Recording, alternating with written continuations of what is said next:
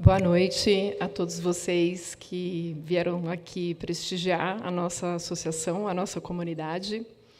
Eu sou Márcia Sadzevicius, presidente da CFA Society Brazil, e estou extremamente feliz em estar com todos vocês aqui, celebrando os 20 anos da Society. Mauro Miranda, ex-presidente, né, até quando eu entrei no conselho, ele era o presidente do conselho, bem me lembrou que é a nossa 11ª conferência, porque a gente deixou de fazer em 2 anos de pandemia. A gente chegou a fazer em um dos anos virtual, depois a gente achou que tinha muito evento virtual acontecendo e a gente guardou o fôlego para voltar a fazer presencial. E a gente retoma presencial em grande estilo, comemorando os 20 anos da associação. A Mark Franklin, presidente do CFA Institute, não pôde estar conosco, mas ela fez questão de gravar um vídeo para passar o recado dela para a gente.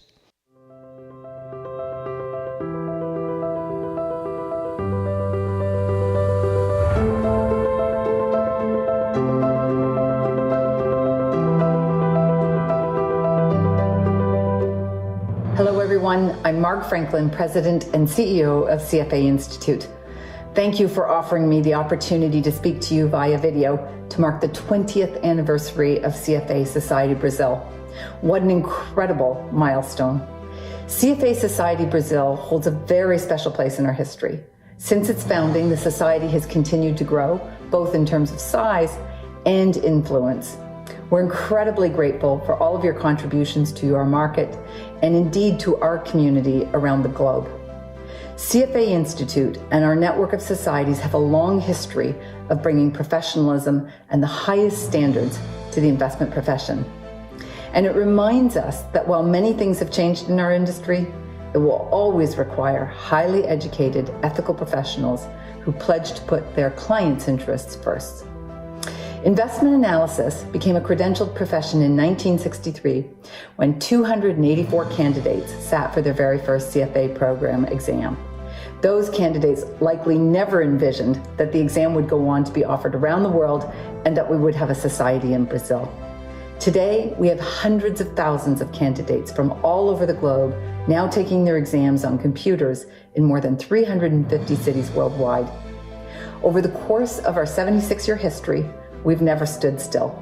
Our CFA program continuously evolves and now includes content on decentralized finance, financial technology, blockchain, ESG investing, and much more as we continue to evolve the curriculum. Given the pace of change, I'm consistently reassured by a strong belief in our mission, which is demonstrated by our society partners and volunteers around the world every day. Our mission remains our North Star and truly helps to guide us as we grapple with some difficult decisions and scenarios.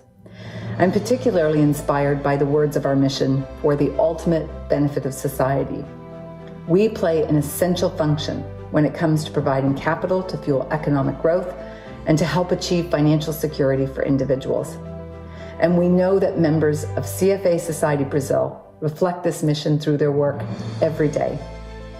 On this 20th anniversary, I applaud the efforts your society has made to engage stakeholders at all stages of their investment career, to advocate for investors through work with key constituencies in the region, to convene colleagues in the industry to strengthen their networks, and to provide high-quality professional learning opportunities to those who are eager to excel. Thank you to the board, members, staff, and volunteers who have dedicated their time and resources to the success of this society. This milestone represents a shining testament of your efforts. Your long and distinguished history has helped shape the very nature of the organization and has contributed to our global growth with now more than 200,000 members linked through 160 societies, connecting charter holders with ideas, opportunity, and industry colleagues around the world. When we collectively advocate for professionalism and bring to life the ideals of serving others, earning trust, and being a force for good through our work, then we all rise, we all prosper, and we can all confidently face the future. I do hope you enjoy the anniversary celebration and please keep up the good work. Congratulations on this achievement. We look forward to seeing you succeed in the year ahead. Be well, everyone. Thank you.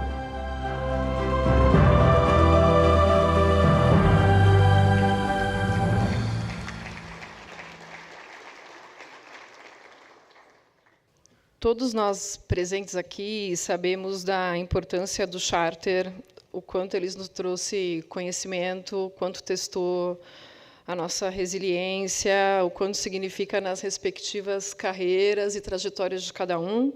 Marg falou um pouco, né, a respeito da importância do nosso Charter. Eu não vou tomar o tempo de vocês nesse sentido, pregar aqui para convertidos. Quero aqui explorar o nosso tempo falando muito do passo seguinte, que é manter a nossa comunidade ativa e manter o trabalho que a gente tem feito de networking e estar sempre próximo aí, gerando valor para os membros, né? E quero lembrar aqui que a CFA Society é feita por nós, membros, voluntários, e que dedicam o seu tempo por um propósito, né? E eu quero aqui lembrar, eu gosto de começar lembrando da nossa missão. Nossa missão é liderar a profissão de finanças e investimento no Brasil por meio da promoção dos mais elevados padrões de ética, educação e excelência profissional, em coordenação com o CFA Institute, para o benefício da sociedade. Antes de dividir alguns grandes marcos do que a gente já avançou trabalhando nessa missão, nesse propósito, eu vou dividir um pouco com vocês o quem somos nós. Muitos dos membros sempre me perguntam um pouco nesse sentido, então acho que vale atualizar essa foto. Essa aqui é a evolução dos charterholders brasileiros nos últimos anos. Somos quase 1.500 no Brasil. Aqui a distribuição por idade. Nossa população também está envelhecendo. Acho que é um pouco o reflexo de postergar a prova na pandemia, a turma foi postergando um pouco a decisão. Nossa média, que antes estava mais para o 30 abaixo, agora a gente já está ali indo para o 35. E a distribuição de gênero, ainda nós mulheres somos minoria, 10%, bem abaixo da média global, 18%. Essa média global era muito puxada por Ásia, e aqui a gente tem feito algumas iniciativas para jovens, mas ainda a representação feminina é pequena. Aqui a distribuição por região. Claro que, pela característica do nosso mercado, né, o maior volume dos membros está aqui em São Paulo, seguido do Rio, onde a gente tem um capítulo, que a gente tem uma liderança no Rio para os voluntários. Depois a gente tem Porto Alegre, né? Tem alguns membros de Porto Alegre que estão aqui nos prestigiando hoje. A gente segue com BH, Distrito Federal e os demais estados. E aí, curiosamente, a gente tem 2% dos membros da Society que não moram mais no Brasil e permanecem associados aqui, não se associaram na Society de origem. Talvez seja até por um esquecimento na hora de renovar, né? Porque o valor dele. E aqui os principais cargos, que estão muito ligados à indústria de investimentos. Até a gente tem uma iniciativa de se aproximar das empresas, né, e tentar fazer com que no mundo corporativo também tenha mais valor. Mas os principais cargos dos nossos membros estão aqui: Portfolio Manager, analista, seja buy-side, sell-side, Financial Planner, Wealth Management, Traders. E interessante que, olha, Relationship Manager, Account Manager, eu sou Equity Sales, né, voluntária na Society, Equity Sales. Está ali entre os maiores. Quando eu estava fazendo, muita gente falava, Sales não precisa disso. Então, está ali, né? E agora aqui a evolução dos candidatos. Uma coisa que acho que é bacana mostrar aqui é que a gente já superou o pré-pandemia. Em muitos países, isso não é o caso. Eles ainda não voltaram ao pré-pandemia, né? E aqui a gente já superou o número pré-pandemia. E aqui tem uma boa notícia, que vamos torcer, mas a proporção de mulheres nos candidatos já é bem maior do que das mulheres charterholders, tá? Então, Acho que é algo importante de ver essa plateia aqui mais diversa nos próximos eventos. Bom, agora eu quero voltar na questão da nossa missão, né? Essa é a foto, quem somos nós, falei da nossa missão. E uma das atividades principais da Society, acho que o core da Society, é trabalhar com advocacy. Foi algo que me surpreendeu muito positivamente quando eu me envolvi mais na Society, foi o quão esse trabalho é feito de maneira séria, a proximidade com os reguladores e as iniciativas entregues aqui. Eu trago aqui alguns números, né? Olha só, a gente, no intervalo de 15 a 24, a gente fez 12 respostas às consultas públicas, fizemos 10 policy papers e 13 policy briefings, e tudo feito com voluntários ali. Na gestão do Mauro, foi criado o prêmio de monografia, já pensando em educação como um pilar importante, dentro de advocacy, mais educação como um pilar importante. Então, foi criado o prêmio de monografia, a gente já teve mais de 130 participantes, também envolvimento de um número grande de voluntários. E a Society criou um curso para reguladores. Nessa aproximação com os reguladores e de mostrar as melhores práticas de mercado, a gente teve a criação do curso dos reguladores e que a gente tem recebido feedbacks excelentes e é outra forma de engajamento bem grande aí dos voluntários.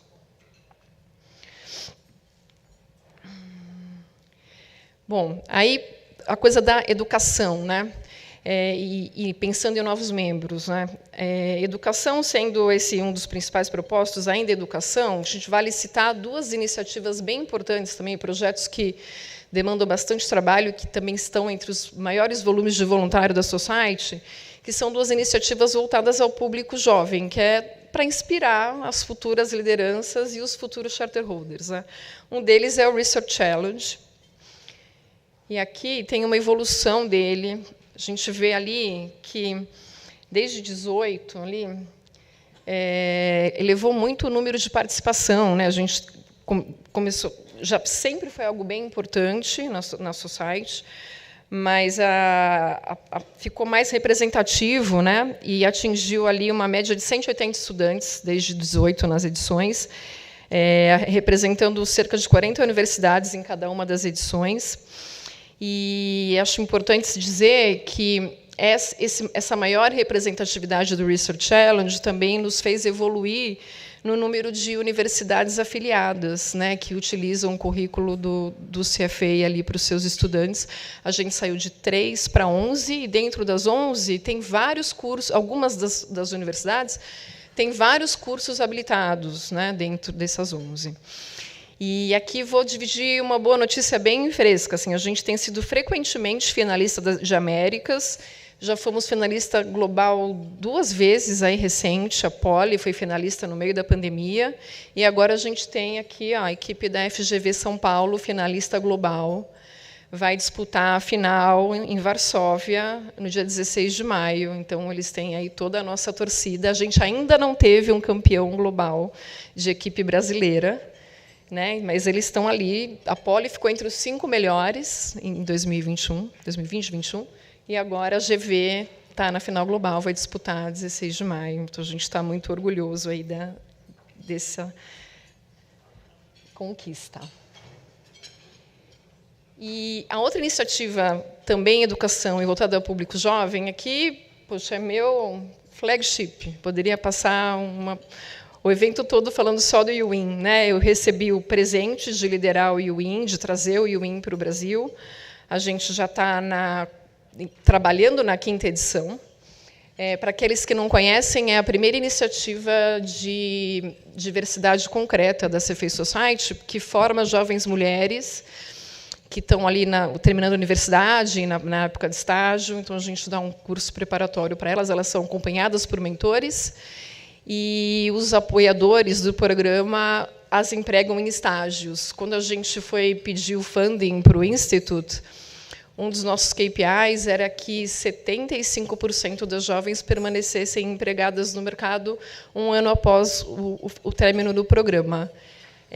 A nossa entrega hoje é de 98% delas permanecem, e As que não permanecem fizeram uma pausa para estudar fora, ou seja, a gente está muito feliz com o resultado e os apoiadores e empregadores sempre nos pedem pela continuidade. Então, hoje a gente já toca o UIN com o funding local dos apoiadores, sem recurso adicional do Instituto. Aqui alguns números que eu já dividi com vocês. Então, a gente formou aí 114 jovens nas 4 edições. A gente teve mais de 7.000 inscritas, né? Eu que trabalho no mercado ao tempo da idade dos jovens, né, participantes do programa, escutava de alguns colegas assim: não tem muita mulher na minha área, mas também não tem oferta, né? 7.000 inscritas para 114 formadas. Então, realmente, eu mesma já achava que pauta afirmativa não era necessária. E depois, quando eu fui estudar, eu vi que sim, que é necessário para a gente ficar atento, pelo menos até para tirar o viés, né? Então, acho que aqui vale dividir. E o UIN, junto com o Research Challenge, são 2 portas de entrada bem importantes para a gente, para o voluntariado. Eu mesma iniciei meu voluntariado na CFA Society, sendo voluntária do Research Challenge. Então, tenho um carinho muito especial pelos programas dedicados aos jovens e ligados à educação.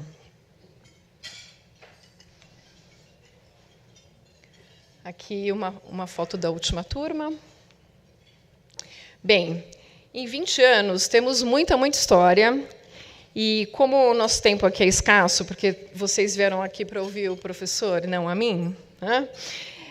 A gente decidiu gravar um vídeo com relatos dos ex-presidentes e, assim, inspirar as futuras lideranças da Society.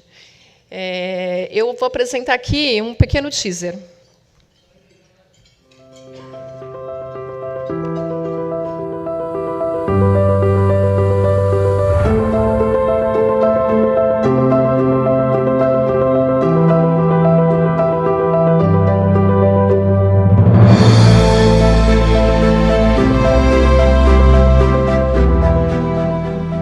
Márcia Sadzevicius, presidente da CFA Society Brazil desde 2022.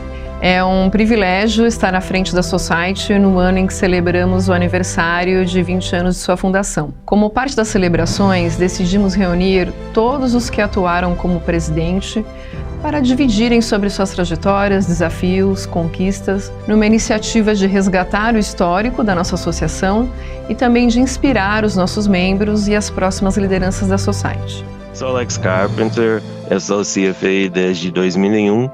Em 2004, eu fundei, junto com um grupo de pessoas, membros do CFA, o CFA Society Brazil. Em 2004 e 2006, eu fui o primeiro presidente e continuei sendo voluntário como diretor nos próximos anos.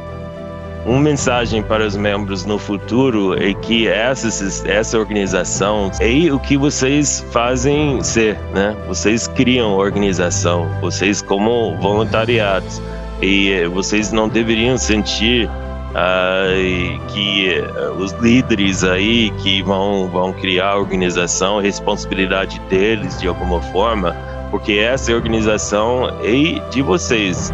E se vocês não se envolvem, essa organização nunca vai te representar e nunca vai chegar ao potencial cheio que tem, né, de ajudar os mercados de capitais no Brasil crescer através do seu conhecimento.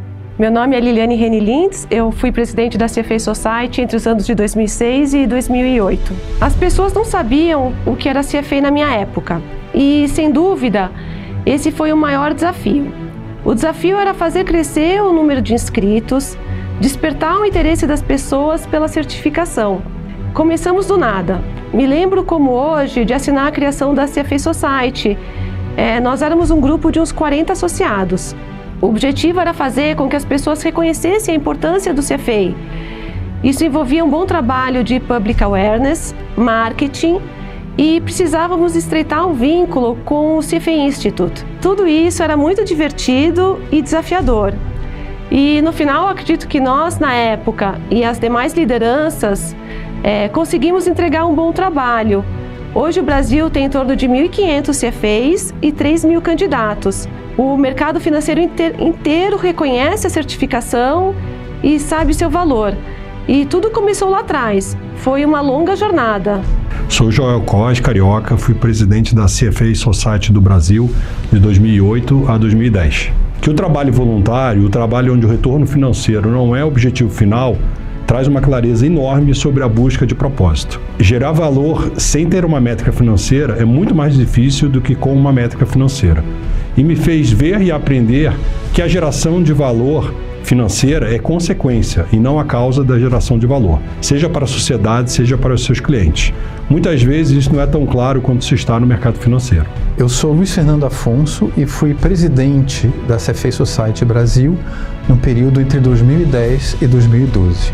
Bom, na verdade eu fui meio que voluntariado então pelo presidente Alex Carpenter, que precisava de alguém para escrever uma carta para a CVM, pedindo, na época, a CFA Society Brasil solicitava a isenção da prova para analistas, né, que é o CNPI, para quem tivesse a certificação CFI. Como eu tinha já alguma experiência com reguladores, eu acabei pegando essa tarefa. Isso foi embrião, né, para a criação de uma área de advocacy, que eu toquei até minha presidência e que eu continuo muito ligado a ela.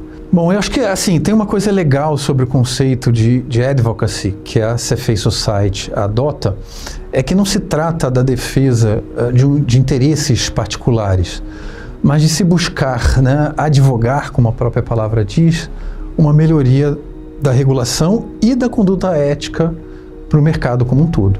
Meu nome é Sônia Villa-Lobos, CFA, e eu fui presidente da CFA Society Brasil de 2014 a 2016. Essa é uma história bastante interessante, até porque eu fui a primeira pessoa a conseguir a certificação na América do Sul em 1994. Caramba, vai completar 30 anos esse ano, eu nem tinha me dado conta. O que aconteceu é que eu era Head of Research do Garantia em 1990 e junto com o meu chefe, a gente estava entrevistando analistas para minha equipe. Um dos candidatos contou que a pedido de um cliente americano, ele estava estudando para uma certificação chamada CFA. Nós nem discutimos o candidato. Meu chefe e eu nos olhamos e ele disse, você vai ser a primeira pessoa do Brasil a fazer essa certificação. 3 anos estudando sozinha, 1 ou 2, 3 horas no fim de um dia e full time nos fins de semana de janeiro a junho. Foi brutal. Mas no fim tudo deu certo. As pessoas que tinham iniciado o processo antes de mim também enfrentaram dificuldades. 2 desistiram já no nível 1, o terceiro desistiu no nível 2 e eu acabei sendo a primeira pessoa a conseguir a certificação em 1994. Eu sou Mauro Miranda, fui presidente da CFA Society Brasil de 2016 a 2019. Acho que a nossa maior conquista durante a presidência da CFA Society Brasil foi justamente o reconhecimento que a gente teve do CFA Institute para as nossas iniciativas. Então, em 2016, por exemplo, a gente conseguiu construir o escritório aqui no Brasil com um grant bem substancial do CFA Institute. Nós desenvolvemos várias atividades que nós não tínhamos antes, tem prêmio de monografia, outras atividades, incorporamos bastante o Research Challenge, criamos várias atividades que nós não tínhamos antes e essa foi uma grande conquista, o que culminou com o reconhecimento do próprio CFA Institute para a Society do Brasil em várias frentes. Por exemplo, em 2018 nós fomos eleitos pelo CFA Institute como uma sociedade de destaque no mundo, então recebemos um prêmio, inclusive num evento em Hong Kong nós recebemos esse prêmio. A Research Foundation do CFA Institute também nos deu um prêmio como sociedade de destaque no mundo. Então houve vários prêmios ali que nós recebemos em 2018 em reconhecimento ao trabalho que estava sendo feito ali nos anos anteriores. Meu nome é Felipe Nogueira e eu fui presidente da CFA Society Brasil de 2019 a 2021.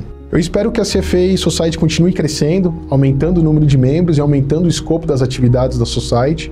O grupo de CFA Charterholders no Brasil é um grupo muito influente, muito grande, e se soubermos engajar essas pessoas, sem dúvida nenhuma vamos conseguir alçar voos cada vez mais altos. Eu acredito que a gente deva continuar influenciando a legislação do mercado de capitais na direção correta, aumentando o nível educacional e técnico na indústria, E, finalmente, inserindo melhores práticas de profissionalismo e de ética, que são, no final do dia, as grandes bandeiras da CFA Society Brasil.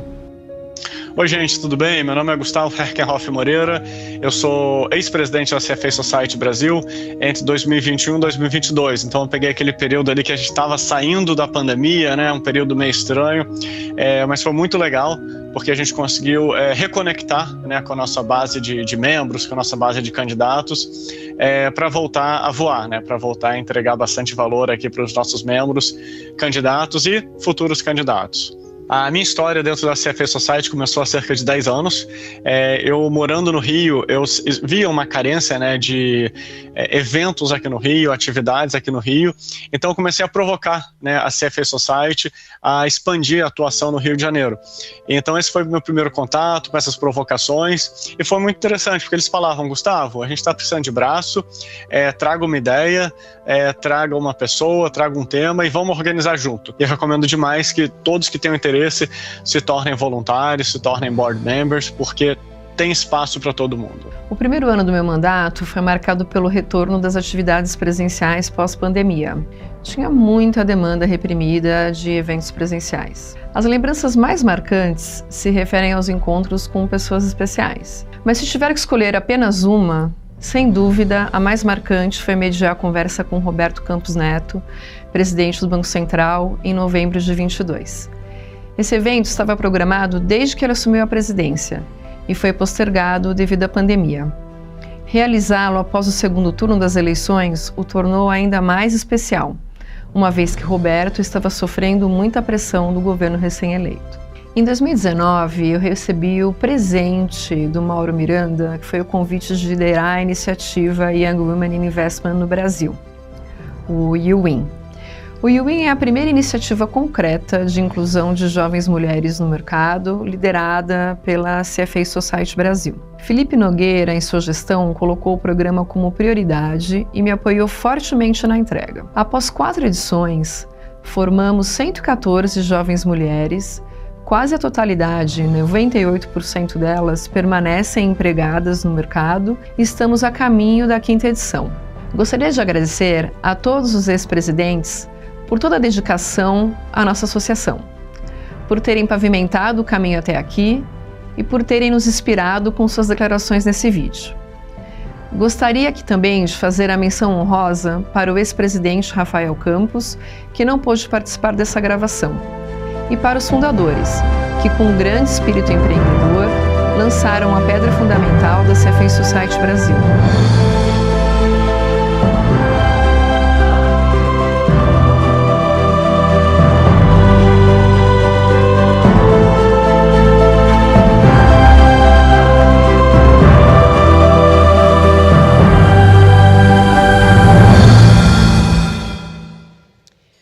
O vídeo completo vai estar disponível no nosso canal no YouTube ao final desse mês. E nós temos a presença aqui de vários ex-presidentes e de alguns dos fundadores. Então, ao final do evento, a gente vai fazer uma foto oficial, convidá-los a subir ao palco, para que todos vocês possam conhecê-los. Eu gostaria de, aqui, no vídeo já teve essa fala, mas eu quero agradecer e parabenizar os fundadores pelo espírito empreendedor, os ex-presidentes, os board members e todos os voluntários. Aqui tem vários voluntários da Society, né? Que, sem a dedicação do tempo de vocês para as mais diversas iniciativas que a Society toca, nenhuma dessas entregas que eu compartilhei seriam possíveis. E, quando trabalhamos juntos pelo mesmo fim, conseguimos resultados grandiosos, né? E já que a ideia aqui é celebrar nossa história e inspirar para os próximos anos, eu vou dividir algo curioso aqui, meu, com vocês. 10 anos separam a primeira da segunda foto. Então, passa rápido. Minha história, aí, ó, 11 anos de charter. Quando eu recebi o meu charter, em 2013... o Márcio Verri foi speaker da cerimônia. E o ano passado eu tive o prazer de receber os novos charter holders e, por que não, convidar o Márcio Berri para falar de novo. E aqui, o que eu quero dividir é que eu me surpreendi quando eu recebi o meu charter e passei a me inteirar o que a Society fazia. Eu me surpreendi muito com o quão ativa a nossa Society era, porque o processo de estudo, a Sônia usou uma palavra que é brutal, né? E é muito você sentado na cadeira, estudando. Então, você não imagina muito essa troca, né, com um ou outro colega que está fazendo a prova. Então, eu fui me envolvendo nas iniciativas, no voluntariado. Em 2016, eu fui convidada a participar de um processo que culminou ali com a Brain Campaign, que tinha profissionais reais nos principais jornais, no aeroporto, nas telas, nos elevadores aí da Faria Lima, do eixo financeiro do Rio. E eu tive o grande prazer de estar nessa campanha com o Luiz Ribeiro, que foi um dos fundadores, e era uma pessoa assim que, poxa, aprendi muito com o Luiz Ribeiro aí como sales, né, atendendo o Luiz Ribeiro ali, uma pessoa que eu admirava muito. Então, você trabalhar tão próximo de pessoas que te inspiram é muito grandioso, né? Em 2018, eu me tornei board member e eu fui trabalhar com a Sônia, que me inspirou muito a ter o charter, porque, em certo momento que eu pensei em desistir, eu falava, pô, mas a Sônia conseguiu ser a primeira, por que eu não vou conseguir? Então, o que eu quero dizer aqui, né? Mais do que prestar contas, é mostrar que você trabalhar por um propósito e com pessoas que te inspiram é muito forte, é muito grandioso, né? Então, eu me tornei board member em 18. Em 23, eu tive o enorme prazer de receber os novos charter holders aqui, né, presidente, e agora eu tenho, vamos dizer assim, o privilégio de estar aqui nessa efeméride, né, nos nossos 20 anos. Então, com isso, eu quero inspirar vocês para que mantenham a nossa society ativa. E agora eu vou pedir licença, eu vou trocar em inglês, porque agora eu quero falar para o professor. And being an event of celebration and resignification of the past, I'd like to share that in the beginning of my career, after a trainee period, when I joined the equity teams as a junior analyst at Banco Matrix. I know that a lot of people here don't know what Banco Matrix is. The first thing my land manager did, the PM and head of equities, a CFA charter holder, the first thing he made was to lend me his valuation book in English and told me, this is the valuation book by Damodaran. This is your initial homework. Then you have to take the CFA. In 2017, I had the pleasure of attending the annual conference of the CFA Society as a member, where Damodaran was the keynote speaker. Professor asked the audience to choose, are you a number or a narrative person? I spent some seconds thinking, okay, I am a CFA charter holder, like number crunching, like in building models, but I am a salesperson, right? I've been discussing much more the narrative of the case than the numbers. And then I was one of the few who raised my hand. The vast majority of CFA shareholders raised the hand for numbers. Right? Those who attend the conference and or read the narrative and numbers book can infer why I carry this with me as a great lesson. Every evaluation starts with a narrative, a story that you see unfolding for the company in the future. And now, I have the honor and privilege to have Damodaran here to celebrate our anniversary with us. Important to say to the audience here that after his presentation, we are going to have a Q&A session. So please send your questions. We have cards in the table, so feel free to direct that to our moderator. And Damodaran, our star here today, holds the Kirshner Family Chair in Financial Education and is Professor of Finance at NIU, the New York University Stern School of Business. Before coming to Stern, he also lectured in finance at the University of California, Berkeley. Professor, the stage is yours.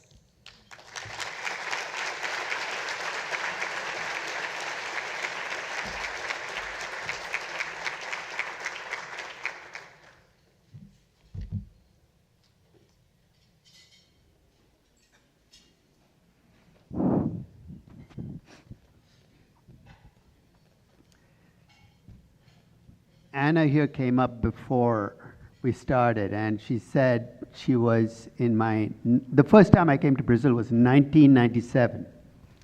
And I gave a session in Rio. I think it was for IBMEC. It was a valuation class, and she said she was there.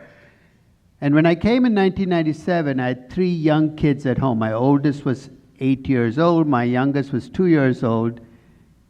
And to show, today is about the corporate life cycle. There's a human life cycle. Today when I come, my oldest is now 30, almost 35, and he has 2 kids of his own. So I have grandkids, and time marches on, right? And one of the things as time marches on is you got to recognize that you can't do the things you used to do 20 years ago, 30 years ago, 40 years ago. Like, don't jump out of bed when you're 60. It's not a good idea.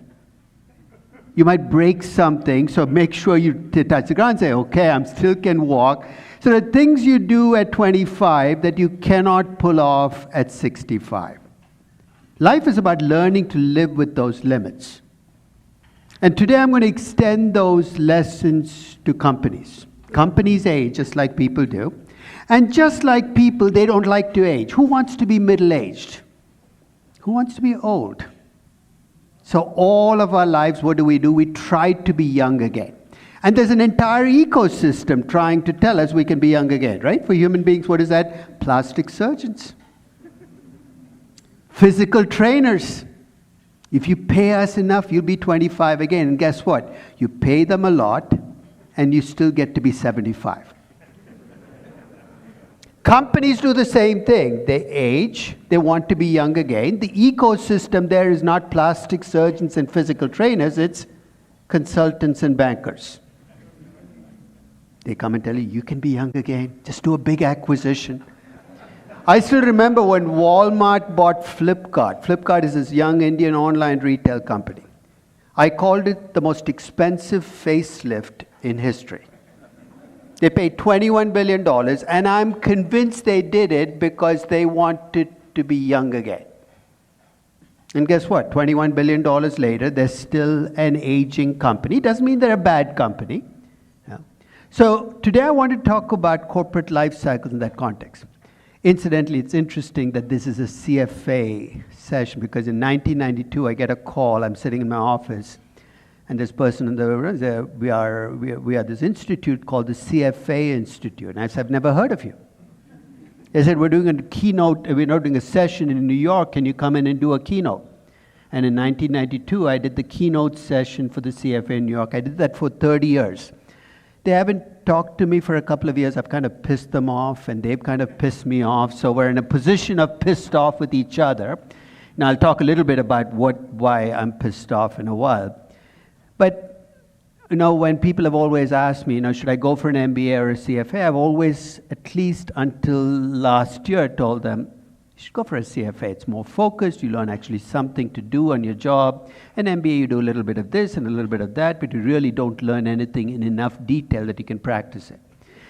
And so 30 plus years, I've given these CFA keynotes. I've never once woken up saying, I wish I had a CFA. I would not want to torture myself with the thousands and thousands and thousands of pages they make you read. And you see why, right? Because one of the reasons the CFA has value is because 2/3 of the people who take it fail, right? So you got to write exams that fail a lot of people. And this is a long-standing issue I've had with the CFA. The way they increase that failure rate is by giving you 7,500 pages, and on the CFA exam ask you, what was on page 4,687, right? It's a lot of grunt work. There's value there, but it's like trying to find diamonds in the rough because a lot of rocks you look at before you look at the diamond. So if I could redesign your program, it would be a very different program, but be glad I don't get to redesign your program because you already have your CFA. So today I am going to talk about the corporate life cycle. And incidentally, every time I come in and talk to the CFA, you know, I remember one year they asked me, what should we put on your label? You know, professor. I said, why don't you put in shit disturber? That's what I do. I come in and shake things up. So some of the things I'm going to say today are going to kind of shake up what you've learned in the CFA, but that's why you want me here, right? Because if I'm going to come in and reinforce it, what's the point? So some of the things I'm going to say might go against everything you've learned and everything you do, but hopefully it'll start you thinking about why do we do things the way we do. Because inertia is a very strong force. You do things because the way you've always done them. So let's get the show on the road. Let's talk about the corporate life cycle. We know how the human life cycle evolves. You have a baby, you got a toddler. Babies need constant care and attention. Toddlers fall and get up. Then you get to be a young kid. Then you get to be a teenager. And this afternoon I was out talking about the phenomenon of teenagers. What do teenagers do? Every day they wake up, they look in the mirror. They say, I have lots of potential. What can I do today to screw it all up? That's a teenage mindset, right? You know. And then you're at the peak of your life. What does the peak of your life look like? You could go to bed at 3, wake up at 6, and be a fully functioning human being. Enjoy it while it lasts. It doesn't last that long. And then you get to the dreaded middle-aged. My daughter's going to be 30 next year. It's like the end of the world is coming. Every time I say, I'm going to be 30, I'm going to be 30, as if the world ends at 30. But that's kind of our cutoff. I'm going to be middle-aged now. And I tell her, look, there are worse things coming down the pike at you after middle age. Because after middle age comes old age, and after old age comes dementia, and after dementia comes death. It's kind of a morbid thought, but we all go through that cycle if we're lucky. Because the alternative is worse, right? So be glad you live to old age and dementia and death because, companies go through a similar life cycle. A startup is like a baby. Needs constant care, attention, and capital to keep going. Then it becomes a toddler. A toddler company falls, gets up, sometimes falls and doesn't get up, cries all the time. You make it through the toddler years, and one of the things about companies is the mortality rate is extraordinarily high. You know that 2/3 of startups don't make it through year 2. You make it through the toddler years. You're now in your teenagers. What do teenage companies do? Sometimes stupid things, right? Just like regular teenagers. They have lots of potential, but they're distracted. They're like dogs that chase after, different, rabbits in holes and, stay focused. But they're teenage companies. And then you get to the peak of your life as a company. Everything you touch is great. Enjoy it, because it doesn't last. You will become a middle-aged company, and you're going to bitch and moan about the fact that you're a middle-aged company, but guess what? It comes for everybody. You live through the middle age, and then you become a mature, older company, and then you enter into this spin where you effectively become smaller and you disappear. Now, just like human beings, companies try to fight it. But that is the corporate life cycle. So I'm going to actually, rather than list the companies up there, I'm going to read a list to you of the largest US market cap companies, and I want you to think of where you would put them on the life cycle. Then I'm going to read to you the list of the 10 largest Brazilian market cap companies, and you tell me where you put them on the life cycle. And already we're going to start to see a discussion of why do different markets evolve the way they do. So you ready? Let's start with the US, and I can probably remember what they are, but I'll pull them up anyway. Largest US market cap company is Microsoft, $3 trillion. Where would you put it in the life cycle? Kind of a tough one, right? Do you know that 10 years ago, Microsoft looked like it was approaching old age? What was Microsoft 10 years ago? A 2-hit wonder. It's like one of those musicians who sings 2 songs, big hits, and you never see a hit again for 30 years. You keep waiting and waiting and waiting, it never comes. What were the 2 hits they had? Windows and Office, Office and Windows. Everything else they tried crashed and burnt.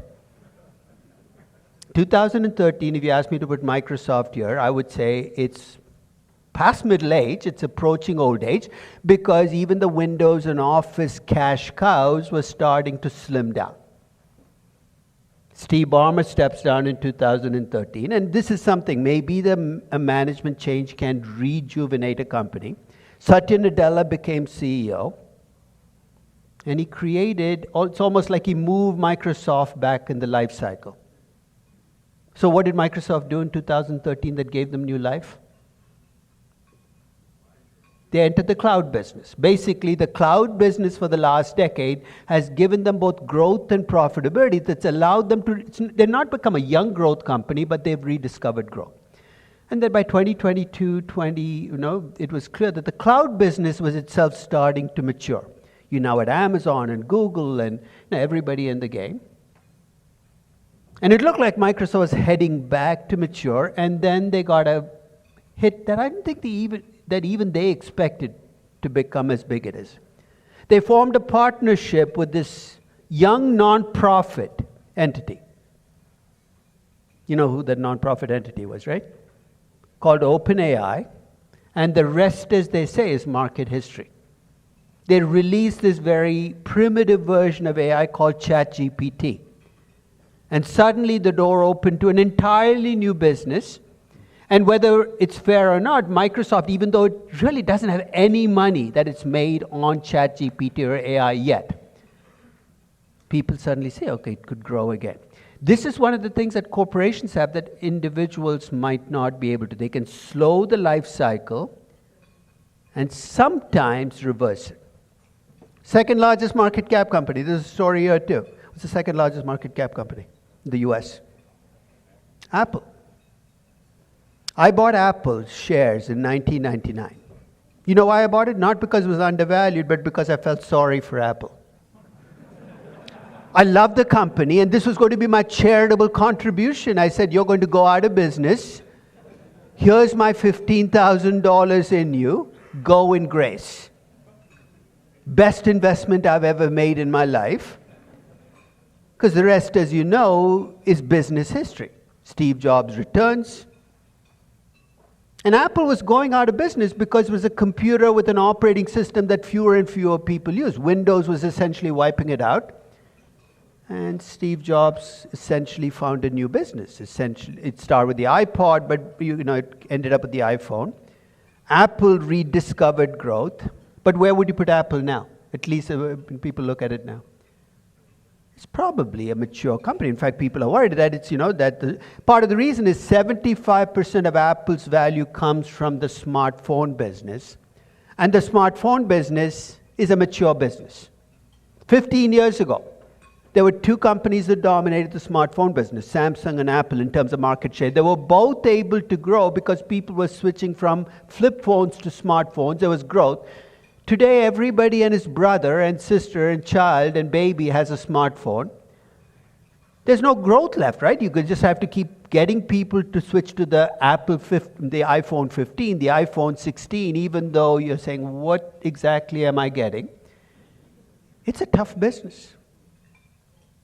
You can see it in Apple's market cap. It is one of the companies that's kind of stagnated for the last few months. I wouldn't give up that easily, though, because I've seen with Apple this cycle go through for the last 15 years. For the last 15 years, I've treated Apple as a slow-growth cash machine. Apple is the greatest cash machine in history. Let me explain why I say that. Over the last decade, you know how much cash Apple has returned to its stockholders in the form of dividends and buybacks? Guess. $650 billion of cash. And while they've returned $650 billion, they increased their market cap from $1 trillion to $2 trillion.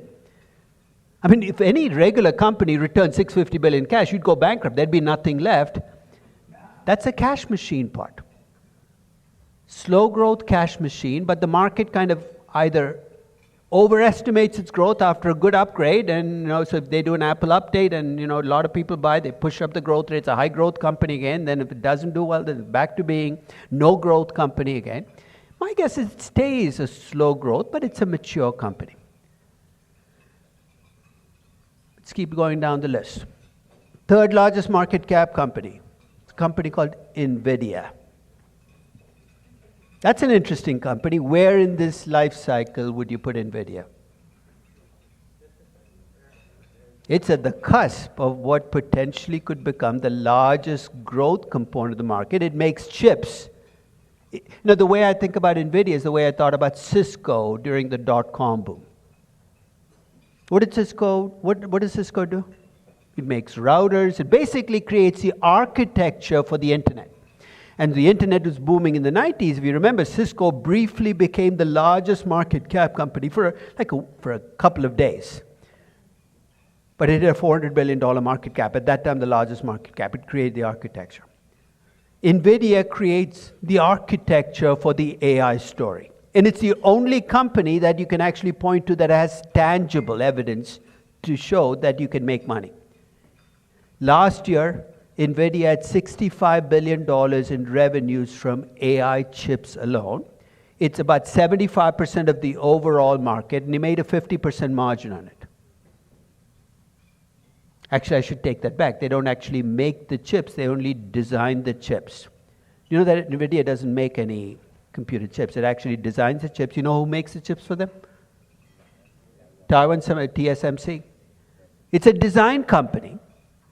And clearly, if you put it on this graph, you're going to say it's not a young growth company. It is clearly a company at the peak of its life.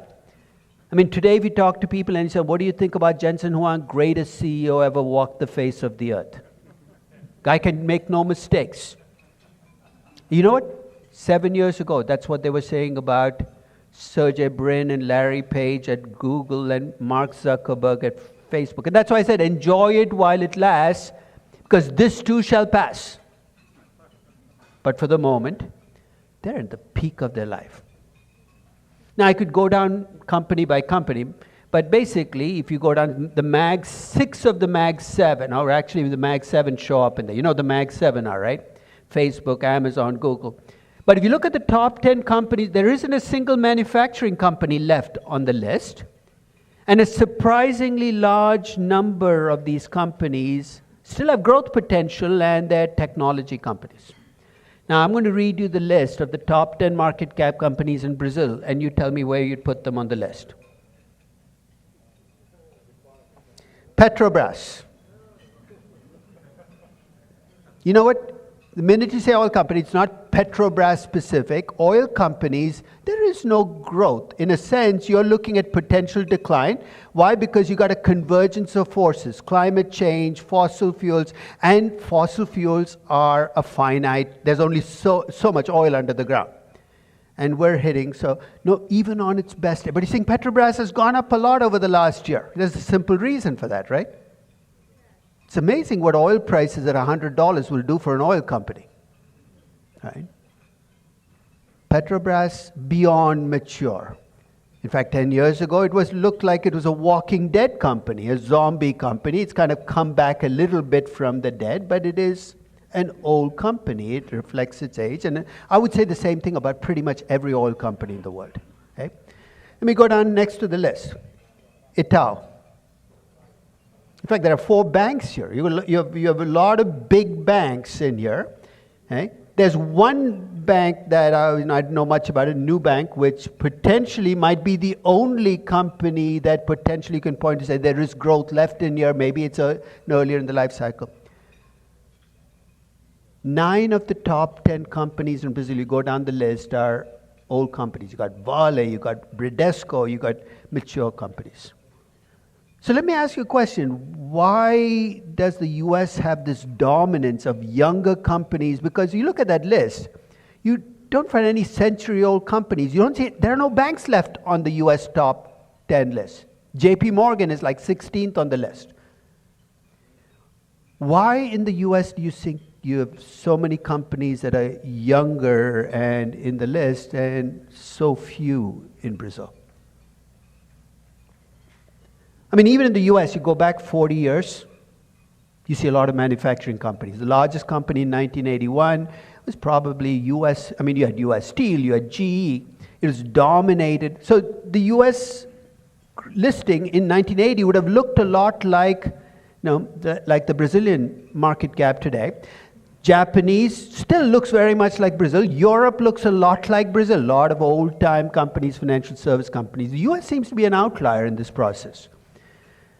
What is it that you think creates, in fact, if I took the entire Brazilian market and plotted it on this graph, I'll wager the bulk of Brazilian companies are middle-aged or older. You don't have very many of those rising star young growth companies. And that has to be structural, right? It can't be developed versus emerging market. There's something structural in Brazil. So what do you think it is? I know you're not supposed to ask questions till the Q&A. You can go ahead and ask questions. It's a classroom. Right? And I will repeat the questions so everybody can hear it. What do you think it is that's you're not seeing more? What is it? Regulation. No? I don't think that is the main issue. It could be a factor. Regulation of what? Is it market listing requirements that you're thinking of as regulation, or government restrictions on companies?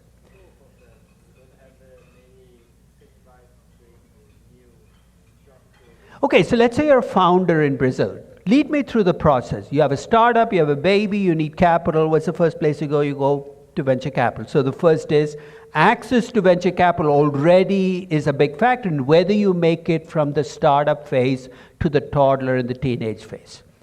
You have more venture capital now in Brazil than 20 or 40 years ago, but clearly, if you think about venture capital, the US remains the place where you have most access to venture capital.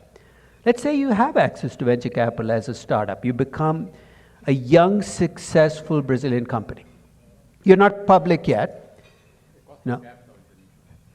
But that's another way of saying investors will not buy my shares the cost of capital is not a number that you and I compute as CFAs. It's a company that comes from the market. So when you say the cost of capital is too high, you're saying investors are not willing to buy money-losing young growth companies. Maybe that's a factor. There is not, I call this risk capital. Every market has a portion of risk capital. Risk capital is capital invested in the riskiest parts of the market.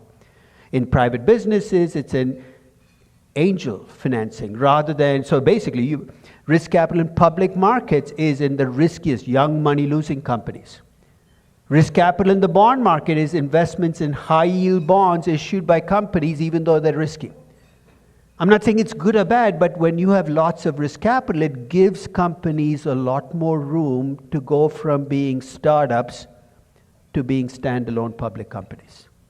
But if I cut off that risk capital route, there's not enough venture capital, investors are not willing to pay, you know what's going to happen to young, promising Brazilian companies, which should be making this list. You get to a certain point, and what's your exit going to be? Rather than going public, and you're going to sell to one of the established companies. And in Europe and much of the world outside the US, when you look at markets, that's why you see relatively few young companies in the markets that capture. So you almost see no companies before the peak of their life in the market because they all get bought out by other companies because they don't have the capital access, the risk capital out there. Let's face it though. The world is more reflective of what you see in the US market. We're no longer in the 20th century. Economies are not primarily driven by manufacturing. It's increasingly service and technology. And the US seems to be the only market where you see that reflected. So what I'd like you to do is go down the list, and you have to keep going down till you start hitting companies which you say, okay, that could be a growth company. But one of the signs of risk capital is to see what the market looks like. So keep that structure in mind, because at each stage in the life cycle, there are things you're going to observe, which are a feature of these companies, not a bug. Let's start with startups. Very little in revenues, right? Because you're still working on a business model. What kind of earnings are you going to see in a young company? They're going to be negative because your business model is in flux. You don't know what to do. Economies of scale. And Given the fact that they're money-losing growth companies, if I take the earnings and go to cash flows, forget about all the CFA intermediate items. Cash flows will reflect how much you have to reinvest. You're a young, money-losing growth company. You have negative earnings, and your cash flows are going to be even more negative. You know how people often complain about cash burn? Cash burn is a feature at young companies. It's not a bug. It's exactly what you'd expect. As they mature, here's what's going to happen. Your small revenues will start to get bigger. That's the first metric that's going to change. Scaling up is the easiest part of this process. But as you scale up, if you're a healthy company, what should happen? Your margins, which are negative, should get less negative over time. Economies of scale, your business model. And eventually, you start to make money. Where it is in the growth cycle will depend on the company. But while you initially start to make money, you still have negative cash flows. Do you see why though? Even though you're making money, you still have the reinvestment needs because much of your value comes from future growth. And then as you continue to grow and your growth starts to scale down, you're disappointed, your growth is lower, but the good side of growth scaling down is you now have to reinvest less, your cash flows turn positive.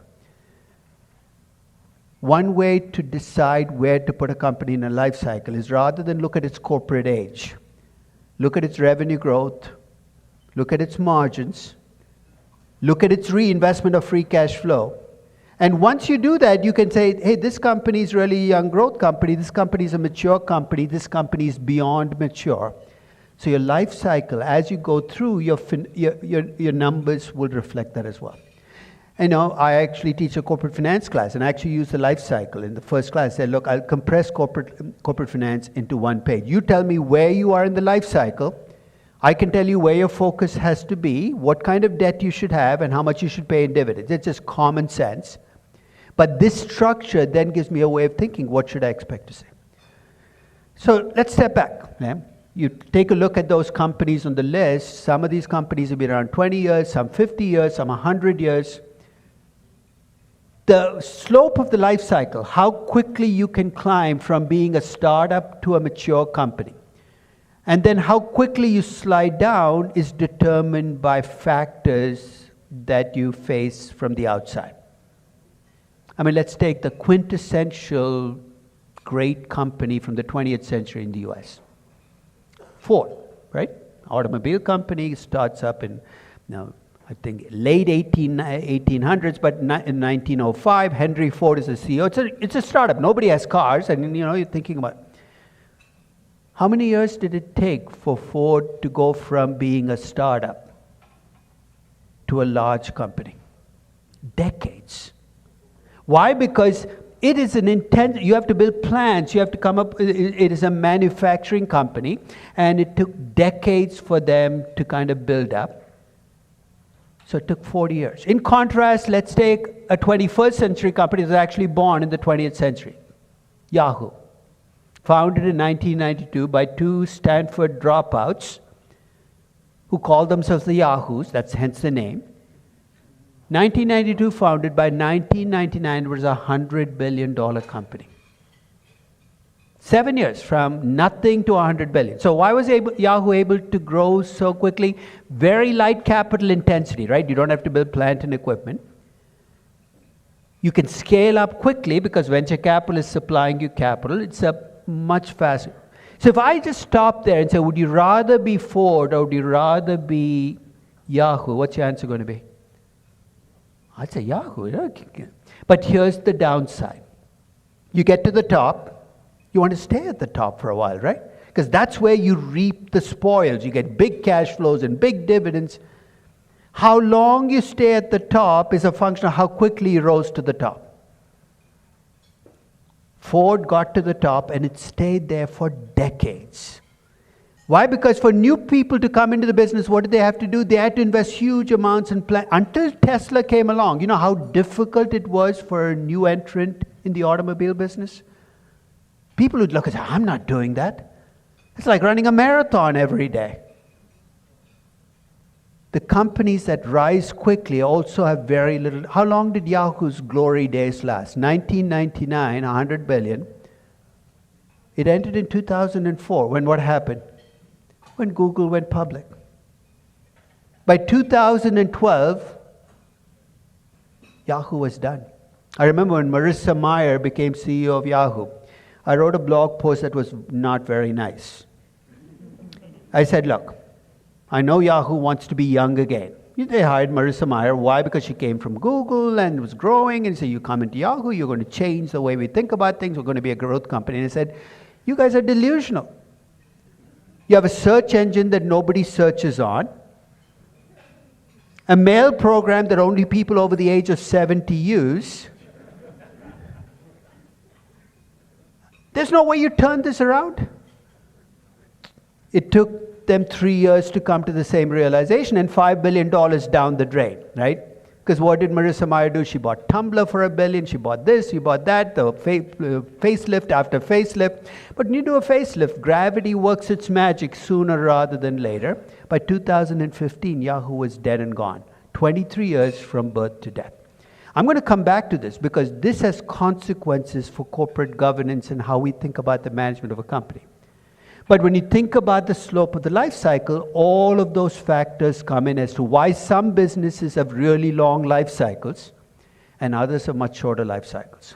And that's at the basis for this, when I wrote this piece about 10 years ago, it was in response to tech companies, because I was on CNBC and the anchor said, tech as a shortcut for growth. Basically, when you say tech companies must be growth companies, said that might have been true in the 1980s, but by 2015, tech was 30% of the market, and there was a range of companies. So here's what I did. I took tech companies, and I broke them down by age. The tech companies that were 25 years old were incredibly old and mature. And I said, the words I used were, tech companies age in dog years. You've heard the legend of dogs age 7 times faster. A 25-year tech company is like a 100-year-old or 150-year-old manufacturing company. They peak quicker. They don't stay at the top as long. Do you think this has consequences for discounted cash flow valuation? How were you taught to do DCFs? Let's see how well the CFA still teaches DCF. What are we taught to do? You project out cash flows for a growth period, 5 years, 10 years. At the end of 10 years, what do? You assume that cash flows will grow at a constant rate forever. And if you follow all the rules, you're effectively assuming. Why were we able to get away with that in the 20th century? Because we know no company lasts forever. So why was that assumption okay? Because if you have an 80-year life, you know what? Taking the present value of cash flows over 70 years gives you 98% of the value that you get from a growing perpetuity. So it was a convenience assumption. And much of what we know in valuation was developed in the 70s and the 80s and was designed for companies like Ford. And now we're applying them on Netflix and NVIDIA and Facebook. You see where I'm going, right? If your life cycle is only 25 years, you're not going to be able to get away. When was the last time you used a negative growth rate in your terminal value? You're allowed to do that. And with tech companies, you see, if you have a technology that comes with a window, even if you don't want to, if you want to keep the perpetual growth assumption, you got to put in a minus 5% growth rate after year 10 to reflect the fact that the life cycle is going to go away. So much of what we do in business was designed and built up in the US for the classic 20th century company. And we're still holding on to it, even though if you looked at the top 10 companies, not a single one of them is an old-time manufacturing company. Maybe it's time to revisit that perpetual growth assumption in your terminal value calculation. You're allowed to use a growing annuity equation and say, I'm going to use 15 years of cash flows after year 10, then forever. There's nothing in DCF that prevents you from doing it. We just choose not to. Maybe it's time we opened up alternatives to the perpetual growth or even allowing the growth rate to be negative. So let's talk about how to classify a company. Incidentally, this started as a rumination. Almost everything I write now, I don't do research anymore. I let things clutter around my mind. It started as a rumination that became a blog post about 10 years ago. And over the last 10 years, I've had blog posts where I come back to this concept because it helps me explain what companies do or what they should be doing. So over the last 10 years, I probably have had 25 blog posts on the corporate life cycle. So a couple of years ago, Penguin Random House came to me and said, can you write a book? And I said, it's already written. All I have to do is pull the blog post together, and it's going to come out in September as corporate life cycle. I don't know when it's coming out in Brazilian Portuguese, but it will be there sooner rather than later. And one of the chapters that I wrote early on is, hey, we can talk about the corporate life cycle, but how do we decide where a company is? And I talked about, you can look at the corporate age, but a 20-year tech company might be an old company. So here are the metrics that I focused on. I said, you tell me your revenue growth rate as a company, not earnings growth, because earnings growth can be high even for a mature company. Why? You cut costs, you play games in accounting. Revenues are revenues. If you're a mature company, it's going to be tough for you to grow. You tell me your revenue growth rate. You tell me what your margins are. And I can pretty much guess where you are in the life cycle. Young companies have high revenue growth. Okay. Oh, that's a big finger there. High revenue growth, and they tend to lose money. Am I disappointed? No, that's exactly it. As companies age, you can see the growth rates start to drop, the revenue growth rates, and the margins will improve. Are there exceptions? Of course. This is all publicly traded companies listed at the start of 2023, basically classified based on revenue growth. So when you look across companies, you can see, even based on chronological age, that young companies tend to be low, high revenue growth, low margin. So the first classification, just look at chronological age. It should be easy enough to do. On Capital IQ, which is my database, I actually can compute the chronological age because they tell you the year in which the company was founded. And if you look at chronological age by region, you start to get some interesting differences. So basically what I did was I computed the chronological age of all companies in the world. Then I looked across regions to see what the median age was. Japan has the oldest companies in the world. You think Brazil is tough to break into as a young company? Japan, the barriers for young companies are even steeper. Right? There are all kinds of issues you run into. If you look at the youngest companies, Australia is among the younger companies. China, not surprisingly, young companies. The UK, the US actually stay younger because there are enough young companies coming in to keep the median age low. So one of the signs you can get of how quickly, I didn't have a Brazil breakdown, maybe I should break down Brazil. My guess is you broke down Brazil, the median age is going to be higher than you see in some of the other emerging markets. The more difficult it is for young companies to come into the public markets, the more you're going to see that reflected. I also wanted to see, are there differences across sectors? Are some sectors composed of more aging companies? Of course, the answer is yes, but I wanted to see which are the young sectors, which are the old ones. So you see by S&P sector, I've broken out the median age. And actually, if you look at the chronological age, there's not much difference. The difference is in revenue growth and margins across sectors. Some sectors are more mature companies, others are more young companies. Again, a reflection of the reality out there that this varies across it. So let me start by dumping on accountants. And I do that all the time. I have no qualms. So if you're an accountant, don't take it personally. I just don't like accounting. Okay? In fact, if I had my druthers, I would say accountants should be banned from valuing companies. Okay? They don't have the mindset. They do incredibly crazy things. Okay? So let's talk about the account. So when people come into my corporate finance class, first year MBAs, many of them come from very diverse backgrounds, museum directors, marketing people, strategy people. They're among the worst because you got to kind of teach them, how to add two numbers together. They've forgotten completely. 2 plus 3 is strategy. 5 plus 7 is strategy. Whatever it is, you got to replace the strategy with an actual number. So when they come in, the only what they think is a finance class is an accounting class. So they come in with an accounting class, and I tell them, look, finance is not accounting. Let's cut to the chase. To understand the difference between accounting and finance, let's go back to the accountant's favorite financial statement. The only people in the world who still think balance sheets matter are accountants. They think we care that they impaired goodwill. My reaction is, nobody cares because we knew it 3 years ago. By the time you get around to impairing goodwill, the entire world knows you're the last people at the party. But they do provide me with the raw data. So you've seen an accounting balance sheet, right? Let's go to item by item. You've taken an accounting balance sheet. You have fixed assets, land, building, equipment. In much of the world, maybe not in Brazil, what's the accounting rule that governs what you will see as the value of those fixed assets? What you originally paid, net of what accountants tell you they've lost in value, or depreciation.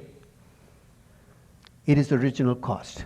And in a country like Brazil, where you have inflation already, you can see that if you leave things at book value, the older a company, the bigger the gap. So in Brazil, my guess is you've had accounting changes simply to capture that effect of allowing you to at least adjust up to. Is that true that the inflation adjusts assets? I don't know enough of Brazilian accounting because I don't care about a balance sheet anyway when I value Brazilian companies.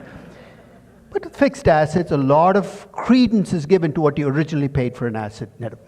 Then you get to current assets, inventory, receivables, cash. Here, thank God, the number accountants deliver is usually close to the actual number because of an accident. Your inventory hasn't been around for 30 years, hopefully. So the cost you see for inventory is pretty close to what you'd pay for today. Then you come to investments in other companies, and God help you, because what number you will see there will depend on why you hold that financial investment. I've never understood this categorization. If you hold it for trading reasons, and there's somebody making the decision, it gets marked to market. But if you hold it for operating reasons, it's left at what you originally paid. Accountants are not even internally consistent in what they do. So if you're a SoftBank, you have to mark things up to market. But if you're Microsoft, that OpenAI investment you made for 5 million, 50 million, whatever you paid, will stay frozen at that number because it's viewed as not for trading. And then, of course, you have intangibles. Accountants have a fixation with things you cannot see.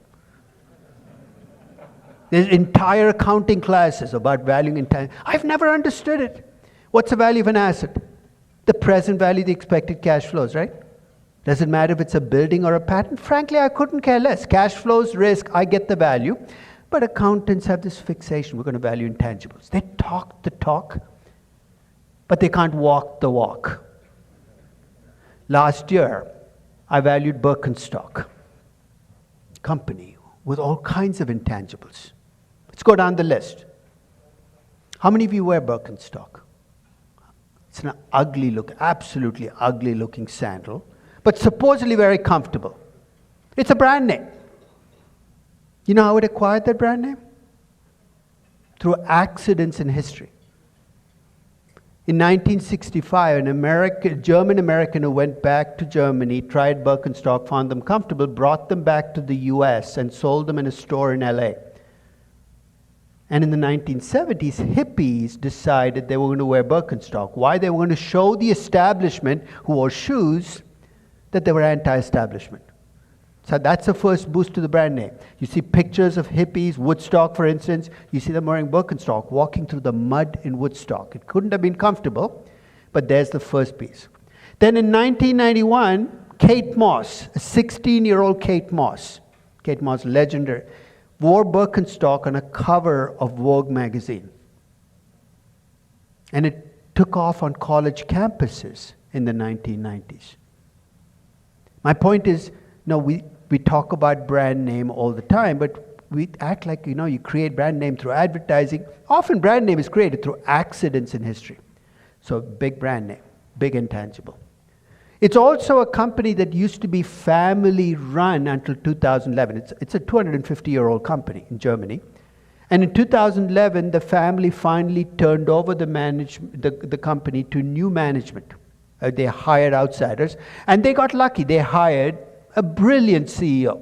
A CEO who stayed true to the Birkenstock ethos, which is, where we make things out of high quality materials. We don't care what the rest of the world does.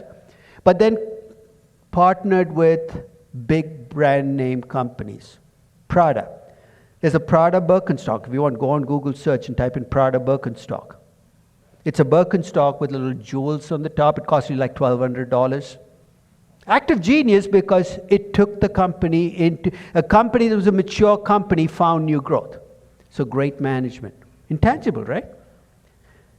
And then the summer before Birkenstock went public, Barbie hit the movie theaters. You're saying, what's Barbie got to do with Birkenstock? How many of you saw the Barbie movie? She wears pink Birkenstock. You know Birkenstock sales jumped 30% that summer because of the Barbie movie, intangibles. So I said, you know what? This is a company with intangibles. I did a traditional discounted cash flow valuation, but I took a step that I usually don't do. I broke the value of Birkenstock down into how much of the value came from brand name, because it shows up in the margin, how much comes from great management, it showed up in the growth rate, and how much came from the Barbie buzz, because it showed up in year 1 and year 2 as a jump. And I said, this is how much it is. I don't care because I'm buying the company, but if you do, that's what it's worth. And in that context, I looked at what accounting was showing as intangibles around the world. So I went across balance sheets around the world, 48,000 companies. I added up all of the intangibles in the balance sheet. I'll tell you the good news first. Intangibles on balance sheets have gone up about 100% over the last 20 years. A lot more. But here's the bad news. 88% of those intangibles came from one item. You know what that item is? What is it? It is goodwill, which is the most useless and destructive accounting item created in history. You know how much heartache goodwill has cost me in 40 years of valuation? When I look at a company, I say, goodwill, I say, oh, shit, I don't want to value this company. It is not an asset, it's a plug variable, right? Why does goodwill exist? For one reason and one reason alone. Balance sheets need to balance. But the problem is, it's called goodwill. And when it's called goodwill, it sounds good. When it sounds good, what do you feel the urge to do? Add a premium. There's goodwill there. You know, every year I send these suggestions to GAAP and the accounting rule writers. They never seem to take me up on my suggestions. So about a decade ago, I sent a suggestion. Let's rename goodwill. In algebra, when you have two numbers that don't equate, how do you make them equate? You put an X. I said, let's call goodwill X. It's a much more honest description. Oh, what's the balance sheet? X is 23 billion. You would never pay for X. So what the hell are you doing? Adding goodwill to a discounted cash flow valuation. But to cut a long story short, if you think about what drives accounting, it's backward looking. No matter how much you dress it up, it's backward. It's recording a company's history, and it's rule driven. I just remember when GAAP was rewriting the rules for fair value accounting, it was about 20 years ago, they asked me whether I'd come in and talk to the panel. They were meeting in New York. And I said, are you guys sure you want me to come in there? You know what I think about you? And they said, no, we'd like to hear from you. So I came in. So I said, can you send me the rule that's going to govern fair value accounting? And they sent me FAS 157. My reaction, you know what my reaction was when I saw the 157? There are 156 other rules I've never even seen, right? This is the way accounting works. When in doubt, write a rule. This is why fair value accounting will never get off the ground, because the accounting response is to write more and more rules, because they think if they write more rules, valuations will get better. Accounting is backward looking and rule driven. In contrast, in valuation, what do we care about? I don't care about your history. I care about the future. In some cases, your history might help me predict the future, but that's the only reason I care about history.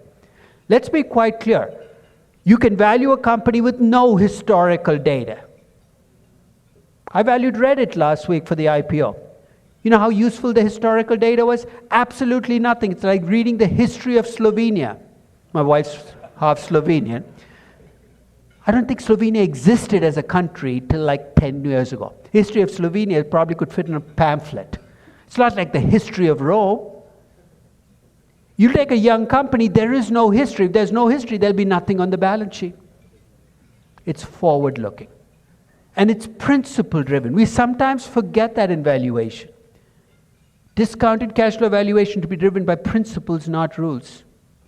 I'll give you an example of principle versus rule. Discount rate should be adjusted for risk. That's a principle. Whether you use beta or kappa is a rule. I'll abandon the rule, but I'm not going to abandon the principle. So when you think about that contrast, you're going to see it play out in accounting balance sheet. This is the accounting balance sheet for Kraft Heinz. Where would you put Kraft Heinz on that life cycle? What does Kraft Heinz do? First, it makes 57 types of ketchup, all of which taste like crap, if you ask me. Right? How you can come up with 57 variants of a tomato sauce, I don't know, but no, 50. And what's their other big product? What's the Kraft side? What does it do? Cheese that stays liquid through a nuclear war, right? How you leave cheese as a liquid, I don't even know. But it was an incredibly successful company. Keyword is was. And in 2015, you of course know that 3G Capital and Warren Buffett jointly bought Kraft Heinz and actually wrote a piece saying, just because big names do something doesn't mean it makes sense. What 25-year-old wants to have liquid cheese that comes out of a canister?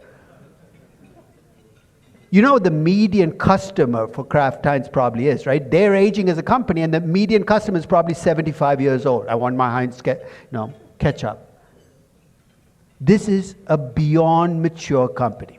And you know how this shows up? When I look at the balance sheet, first you see a lot more clutter. Keep that as a rule. The older a company becomes, the more stuff you will see on the balance sheet. Because remember, balance sheets reflect everything accountants have done over the life of the company. And over the life of the company, who knows how many provisions you've created and how many set-asides you have. So balance sheets become much longer. But let's go to that number that accountants want to point you towards. The crowning glory from a balance sheet is that book equity number, right? This is where I said accountants are the last people left in the world who think book equity means something.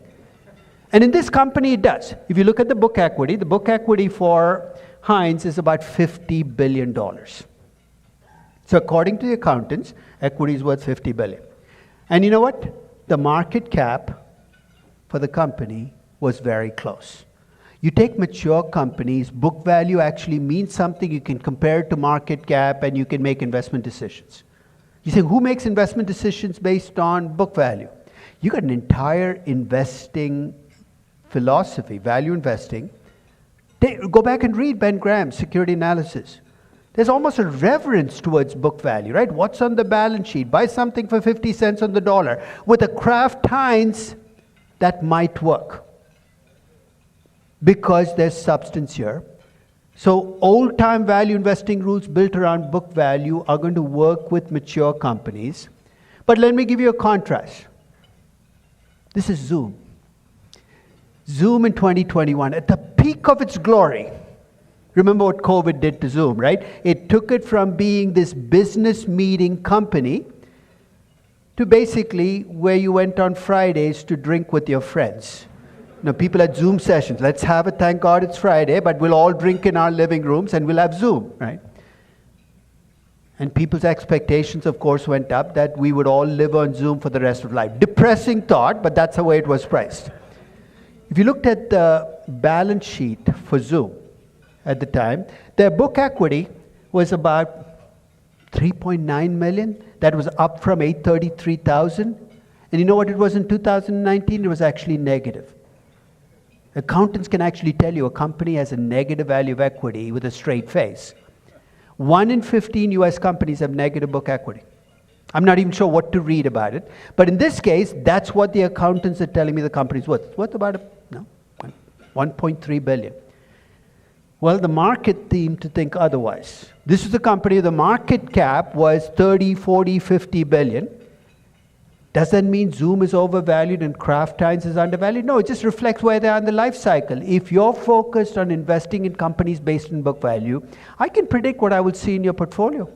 You're going to have a lot of Vale and a lot of Petrobras and a lot of old companies with big book value. Not because they're cheap, but they look cheap to you. You will have no growth companies show up. I mean, what's Warren Buffett's biggest lament about his investing over the last 3 decades? I mean, he's told a story about how even he and Bill Gates are best friends, and he never bought Microsoft. He never bought a technology company till 2017 when he bought Apple, at which point it was already a mature company. His big thing is, no, I'd never bought technology companies. And It wasn't an accident. It came from this focus on book value. In fact, for the longest time, Berkshire Hathaway, when they made their annual report, would report the change in book value and the change in market cap. They kind of tied the two together. So what's the bottom line here? As you age as a company, accounting statements get more useful. For young companies, you're not going to learn much by looking at history. Now, when I first valued Uber in 2014, I wrote the blog post about it. It was a private company. You know how many financial statements I had access to? None. In fact, I knew only two numbers about the company. It's gross billings the previous year and how much money they lost. That's it. And I remember people asking, aren't you concerned that you can't get the past? I said, what would I have learned by looking at the past financial statements? I know exactly what they'll show. Very little revenues, big losses. I don't need to look at a financial statement to see that.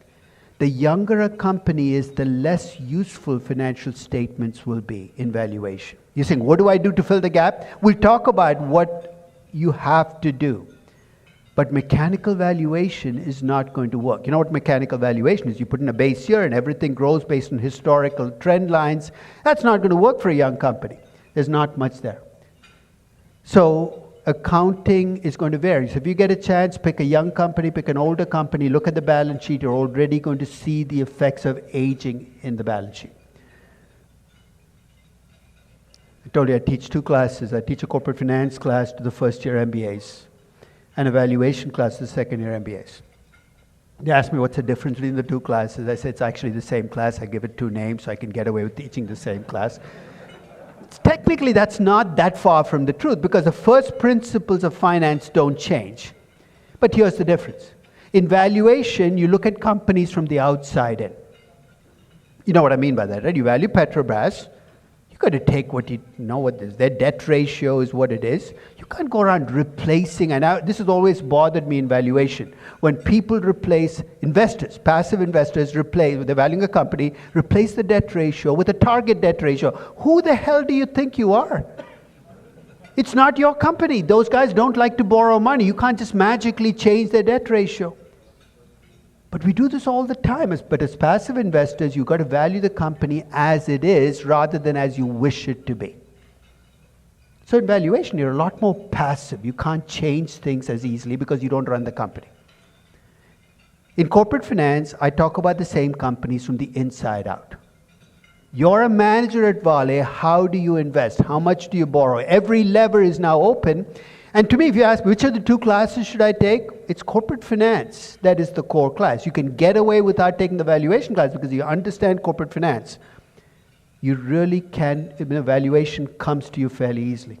It's one of the other things I've suggested with the CFA, more corporate finance, less investing and valuation. More understanding of what does it mean.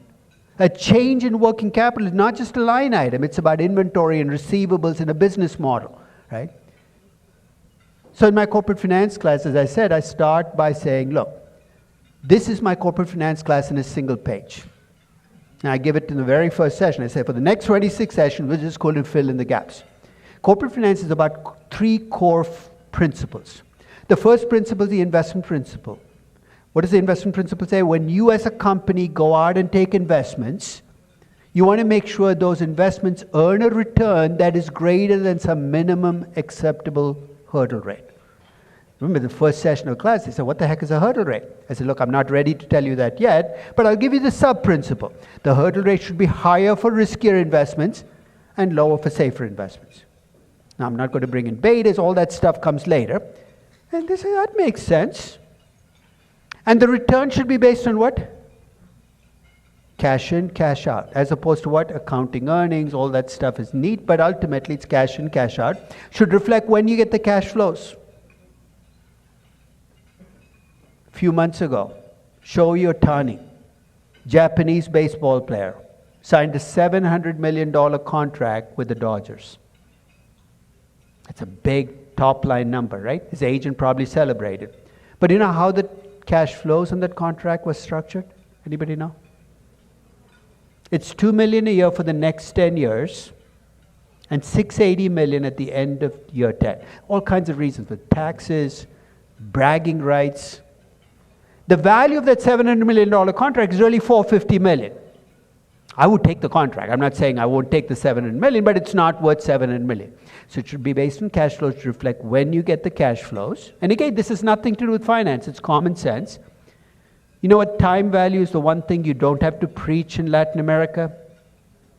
Because a few bouts of inflation teaches you everything you need to know about time value.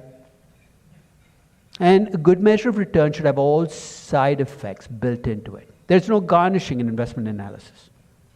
You know what I mean by garnishing? You work at companies, you do a project analysis, you come up with a negative net present value, and then somebody at the table says, but there are strategic considerations. That word makes my stomach drop. Because you know what the word strategic means, right? The numbers don't fly, but I really, really, really want to do this.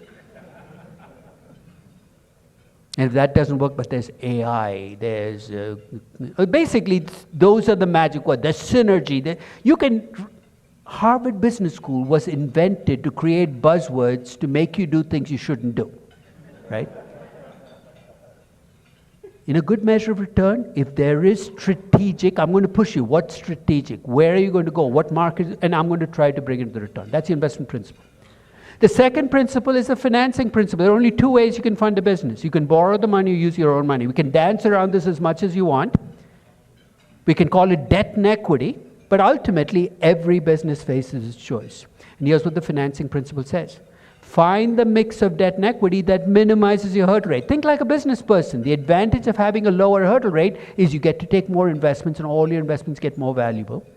If you ask me what the right kind of debt for my company is, I'm going to turn the question back on you and say, tell me what kind of projects you have. You know what the right kind of debt for Vale is? Long-term dollar debt. You say, but real debt's cheaper now. I don't care. Match the debt up to your assets. The typical project for Vale is a 25-year iron ore mine, and the cash flows are in dollars because you're in a commodity business. Everything is dollarized. So the right kind of debt for you matches the debt up to your assets. That's it. Everything else is icing on the cake. And then you get to the dividend principle. And I have to say something about dividends that has always bothered me. When companies pay dividends, people act like this is a huge failure on the part of the company. You're paying dividends, you're buying back stock. And I always ask the question, if you were a farmer sowing seeds on a field, why do you do it? Do you like the crop, like looking at the crops? Maybe you do. But eventually, what's the end game? You harvest the damn thing. You're in a successful business. Dividends and buybacks are my harvesting the success you've had as a company.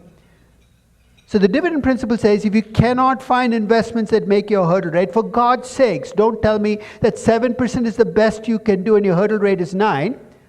Give the cash back to the owners.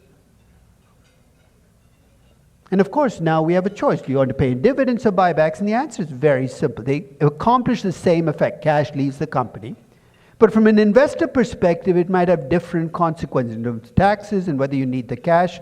So find out what your investors like. This is corporate finance on a page. Everything else is icing on the cake. So as we go through the class, we talk about the financing principle, the investing principle, the dividend principle. But think about through the life cycle. Because in a sense, the principles kind of fall out of it. If you're a young growth company, does it matter where you invest? God, of course it does. Your entire value comes from, hey, did you make the right? How much should you borrow? If you're a young growth company, I just told you what kind of earnings they have. They have negative earnings and negative cash flows. What's the rule when you're in a hole? Stop digging. You have negative cash flows. What the heck are you doing borrowing money on top of a negative cash flow? You might do it because you have no choice, but a young company that borrows money is the height of insanity if it has a choice of raising equity. And how much should you pay as dividends as a young growth company? You know what? If you want to become a CFO, don't become the CFO of a young growth company. You're probably way down the ranks, below the janitor. Nobody even knows who you are because nobody says, what should our debt mix be? How much dividend should we pay? They're all going to be focused, and who can blame them? So as you start up, you're focused on investing, and that focus will stay as you go through the growth period. Eventually, you start making money, right? But you still might say, look, I can't borrow money yet, but there will be a time when your investing drops off, your cash flows turn positive, and what can you do? Your capacity to borrow money opens up, your capacity to pay dividends open up. You can already see the focus will shift as you go through the life cycle, and from investing to financing to dividends. You tell me what a company is focused on, I can tell you where in the life cycle it is. You're spending a lot of time talking about dividends. I don't think you're a young growth company. Now, you should be talking about investing in growth. So it's not good or bad. It's the nature of the process. So I'm going to go, if you think about even investing, if you think about how you approach investing. Now, we're talking about projects. For young growth companies, there's a huge amount of uncertainty. You've never done something like this before. And that's where it matters the most. And this is one of the great ironies in investing. When investing matters the most, you often have to make those decisions on much less information, much more uncertainty. The times when you have more information to assess investments is when they start to matter less. I have in the entire session I do on the unhealthy relationship we have as human beings with uncertainty. What do we try to do? We make it go away. We want to reduce it. There are entire businesses, risk management businesses that say, we'll come and reduce uncertainty. And I think we're making a mistake. Uncertainty is a feature, not a bug. And you got to make your best estimates, and they matter the most when you feel most uncertain. So as you go through, you're going to see the focus shift, and the kinds of capital budgeting tools will also shift. Early on, you're actually buying options as projects, right? You get one big project that pays off, you get the growth. And as you go through, you're going to see net present value, IRR, all kind of evolve as you go from being a capital ration company. So next time you open up that capital budgeting chapter in a corporate finance book, whether I will read that chapter in the first place will depend on whether I'm a young company or a mature company, but you can see it go through the cycle. When you think about financing, early on, no debt, if you're doing the right thing. And as you get larger, more established, and you start making money and your cash flows turn positive, your debt capacity opens up. And when you go into decline, remember, you're shrinking as a company, so if you're prudent as a company and your company is shrinking, what should you be doing to your debt? You should be reducing the debt as you shrink as a company. You know what creates distress is companies in denial as they go into distress. Bed Bath & Beyond, US brick and mortar retail company. Effectively went bankrupt last year. Why? Because they had the same amount of debt they had in 2016, but their revenues were 40% lower. You see, how did they do that? Because they kept hoping that it was a bad year, another bad year, maybe they'll bounce back next year. And the truth was there was no bouncing back. So if you're a healthy company, your capacity to borrow money will build up, and then how much debt you have should go down as you shrink as a company. And in terms of dividends, early on you pay no dividends. Why? You can't afford it. And then as your cash flows open up, your capacity to pay dividends improves. And one of the things that's happened in the US is the companies that have aged into this part in the last 20 or 30 years, rather than pay dividends, have almost entirely stayed with buybacks. Last year, 2/3 of the cash returned by US companies, collectively, all companies, 2/3 of the cash came from buybacks, 1/3 from dividends. Why? Because in a sense, dividends actually don't make sense for equity, right? What's the essence of equity? It's a residual cash flow, right? But the nature of dividends, they tend to be sticky. You start paying dividends, you get locked in. You know how many Brazilian companies kind of dividend their way to distress? Part of the reason is you value control so much, you issue these preferred shares, and in return for not voting, you give them this big dividend. No, that was one of the problems in Petrobras in 2014. You were paying dividends. No business paying dividends, but you had to because you had locked yourself in. If you're a company that follows the life cycle, you should return no cash, and as you age as a company, you will return more cash. And then as you decline, your dividends can actually exceed your cash flows. You're liquidating your company. You're making your company smaller. My corporate finance class lasts 26 sessions. I could probably, with these 4 pages, kind of capture what you should do as a company given where you're in the life cycle. So for young companies, cash burn is a feature, not a bug. They're going to burn through cash. And as growth eases, your capacity to borrow money, your capacity to pay dividends. Yeah. And once companies become mature, you should be returning more cash. And if you choose not to, you know what's going to happen, right? Your cash balance is going to get bigger and bigger and bigger. In many tech companies, you can see how long it takes them to catch on that they become mature companies. When companies complain about their big cash balances, my response is, this isn't manna from heaven that landed on your balance sheet. This is a direct consequence of you not choosing to return cash you could afford to.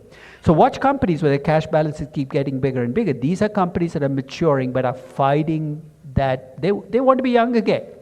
They think it's going to come back. But after 7 years, you got to say, it's not coming back. You guys are done. You're an old company. But it takes a lot to drag them across the line.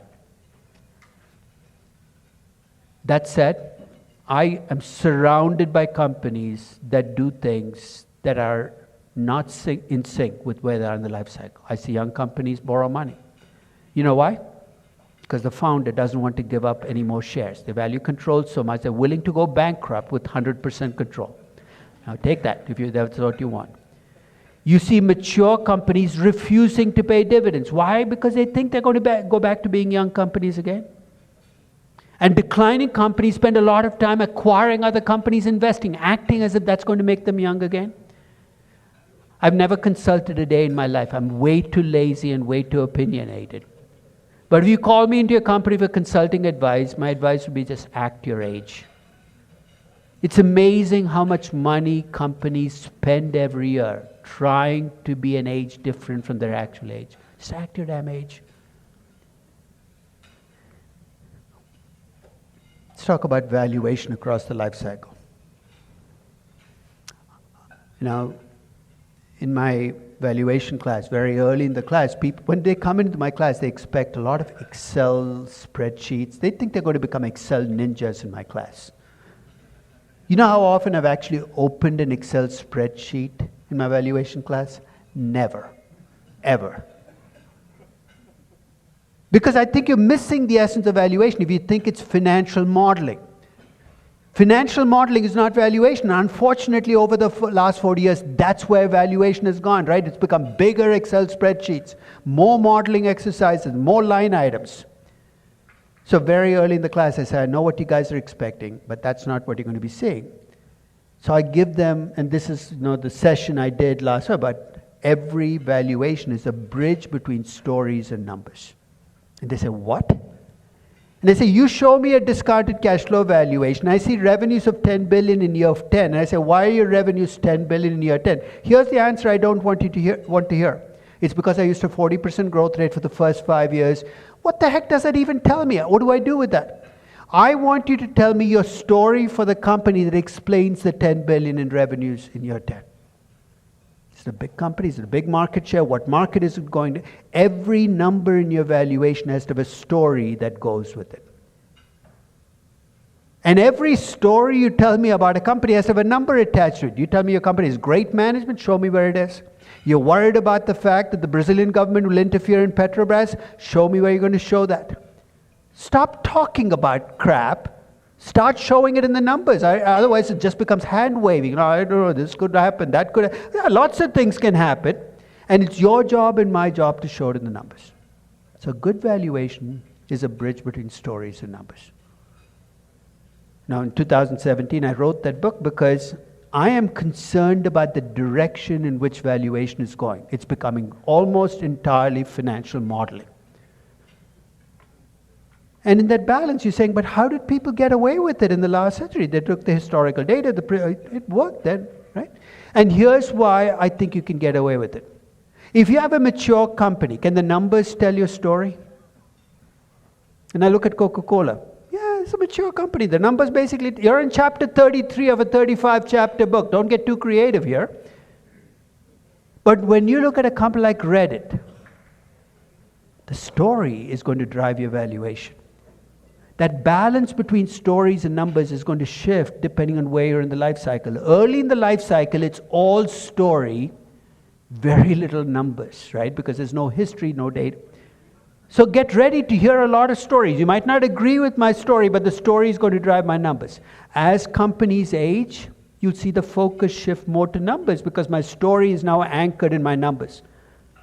So if I tell you about Philip Morris being an AI company, you should stop and say, stop, it's a cigarette company. How is AI helping me? And maybe you have a really creative story, but you know how critical this is to kind of put a check on people making up numbers and valuation? Because if your growth rate is just a number on a spreadsheet, you try 20%, you get too low a value. What do? You try 25%. That doesn't work, you try 30%. After it's just a number in a spreadsheet, right?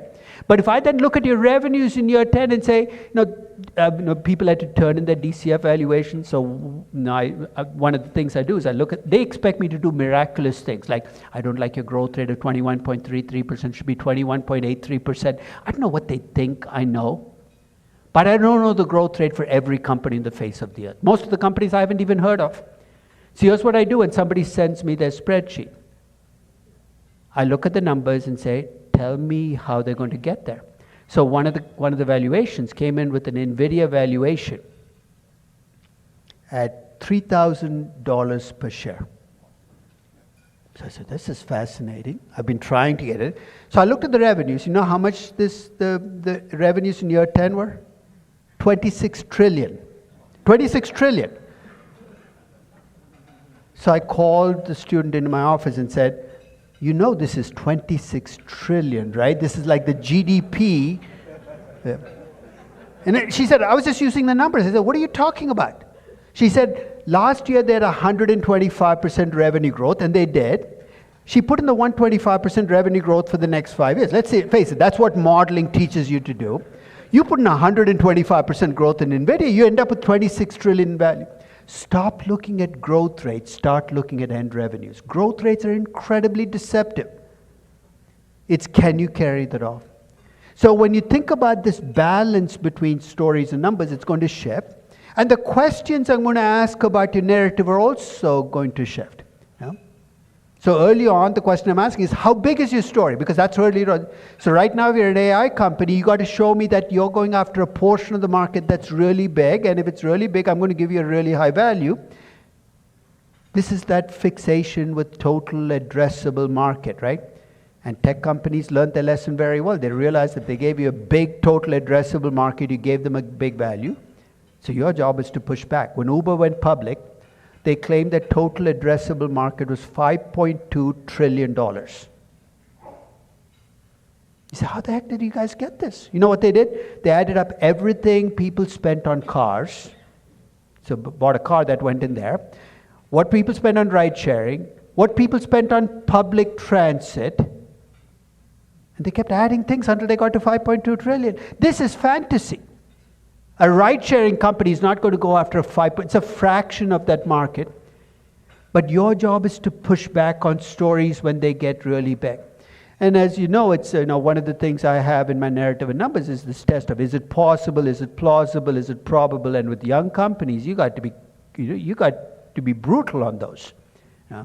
Is it possible, is it plausible, is it probable? Because the stories can essentially drive it. So if you think about with a young company, the story is going to be key, and your story for a young company and my story for a young company can be divergent. You can tell a very different story. We're in chapter 2 of a book, right? You write 33 chapters, I write 33 chapters. You know what that should prepare me for? Is when I value a Tesla, I expect people to come up with values different from mine. And I can't say I'm right, you're wrong. I have my story. You know what it drives? My decision on whether to buy the stock or not. You have your story. You go do your decision. Don't say I don't like your growth rate. It's my growth rate, my story. I'll tell what I want as my story. It's my money. You tell your story. So when I design valuation spreadsheets, I design them in a way where if you disagree with my story, and I hope you do, the levers are there so you can see it. I don't want to hide it behind 100 line items, which is one reason I want to keep them parsimonious.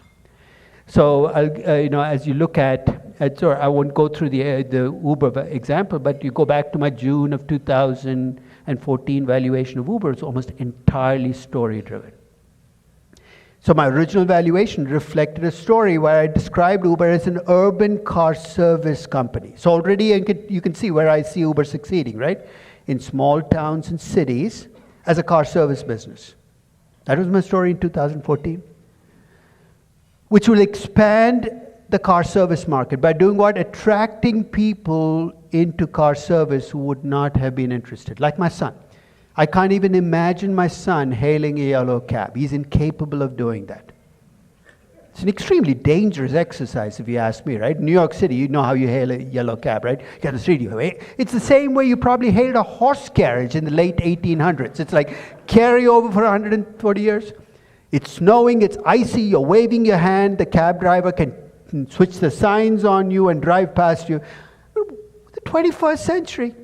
No wonder Uber, but they're going to track. So that means they're going to make the car service market grow faster. With local networking benefits, I use buzzwords carefully because people use buzzwords. What does networking benefit mean? If I gave you the word networking benefit in a company, what does a company with networking benefits have that a company without networking benefits does not have?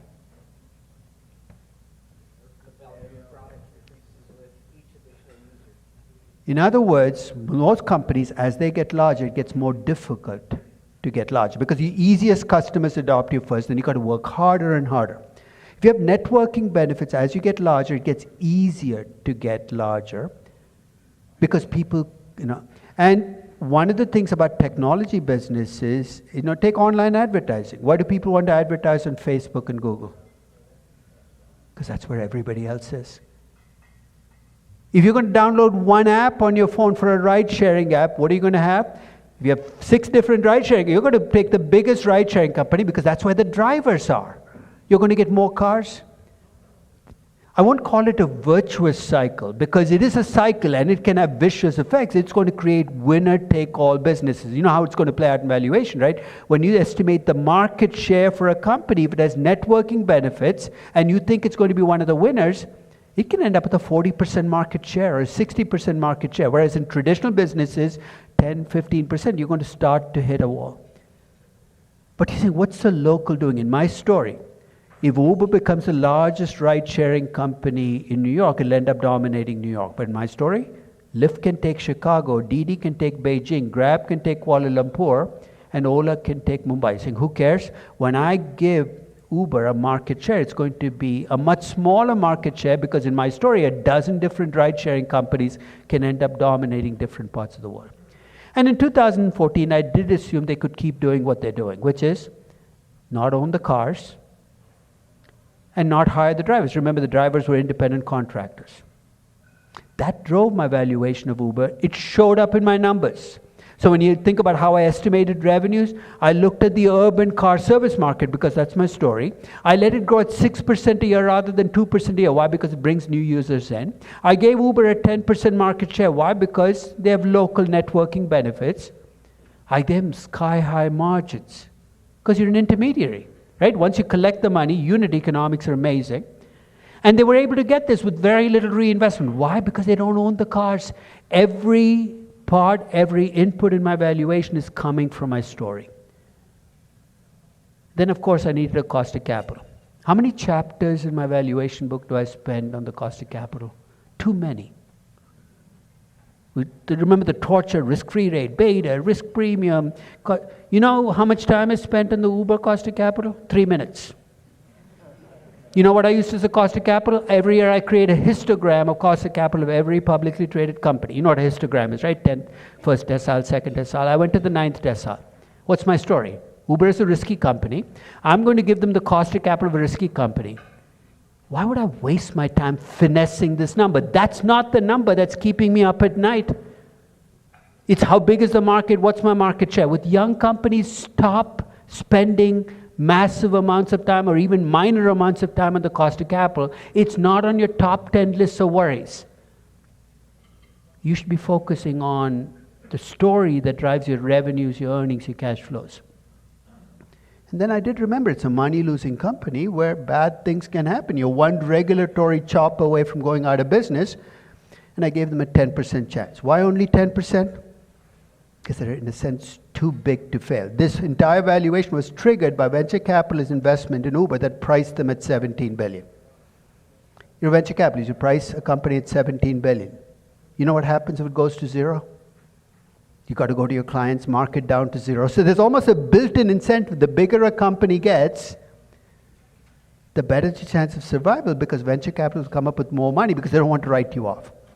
That was my valuation. It looks like an Excel spreadsheet, right? Revenue growth, margins, but every number in that spreadsheet, if you ask me, why is it what it is? My answer is a story. Why are my revenues $3.6 billion in year 10? Because Uber is an urban car service company with local networking benefits. Why is my reinvestment so low? Because they don't own the cars. Why is my cost of capital so high? Because it is a risky enough company that I put them at the 90th percentile. Increasingly, we need to think in terms of inputs and valuation of stories behind them rather than numbers coming from a spreadsheet. So Tesla is one of my favorite companies to value because I don't even know what the story is. Elon Musk keeps changing the story under me. I used to think it was an automobile company, and then he said, no, it's not. It's an energy company, and then and that makes it fascinating, right? Because depending on the story you tell, you can end up with wildly divergent values and changes in value over time. And you see this play out in markets, right? It's soaring. It's $1 trillion company a year ago. Now it's $480 billion. And who knows? It might be $1 trillion again a year from now. Young companies, the story is swinging around. You're going to see it. Eventually, the story will start to settle. But with Tesla, that might take a while because there is one person who kind of puts off that eventuality. For all I know, you might launch Teslas at Brazil. He's got this fixation now with you guys, so who knows what's coming at you, right?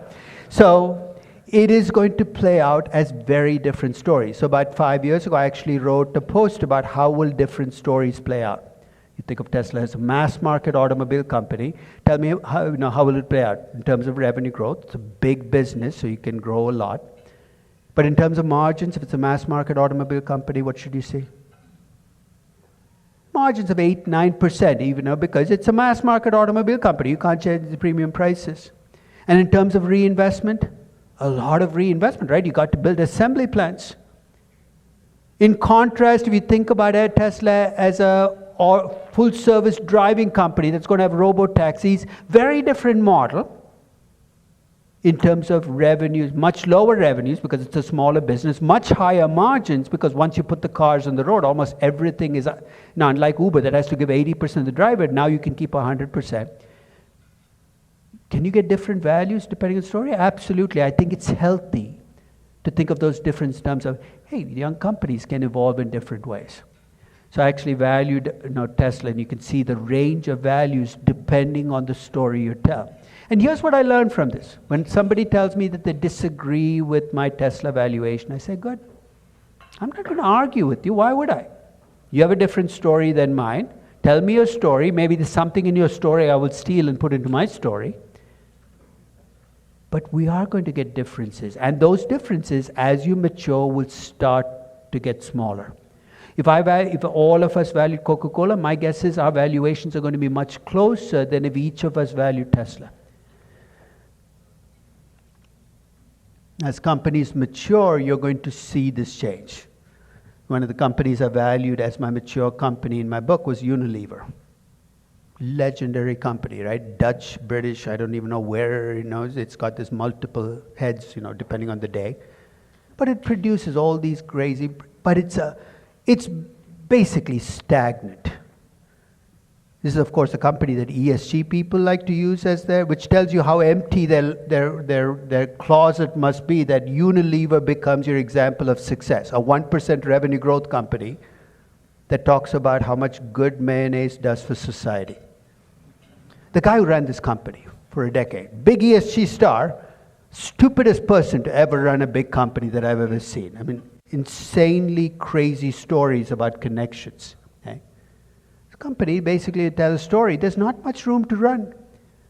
It's not going to become a 20% growth company. The margins are not going to change dramatically. You can finesse this company. But this is the kind of company where the stories are going to converge, the values are going to be pretty close, unless you try to do something stupid. Like what?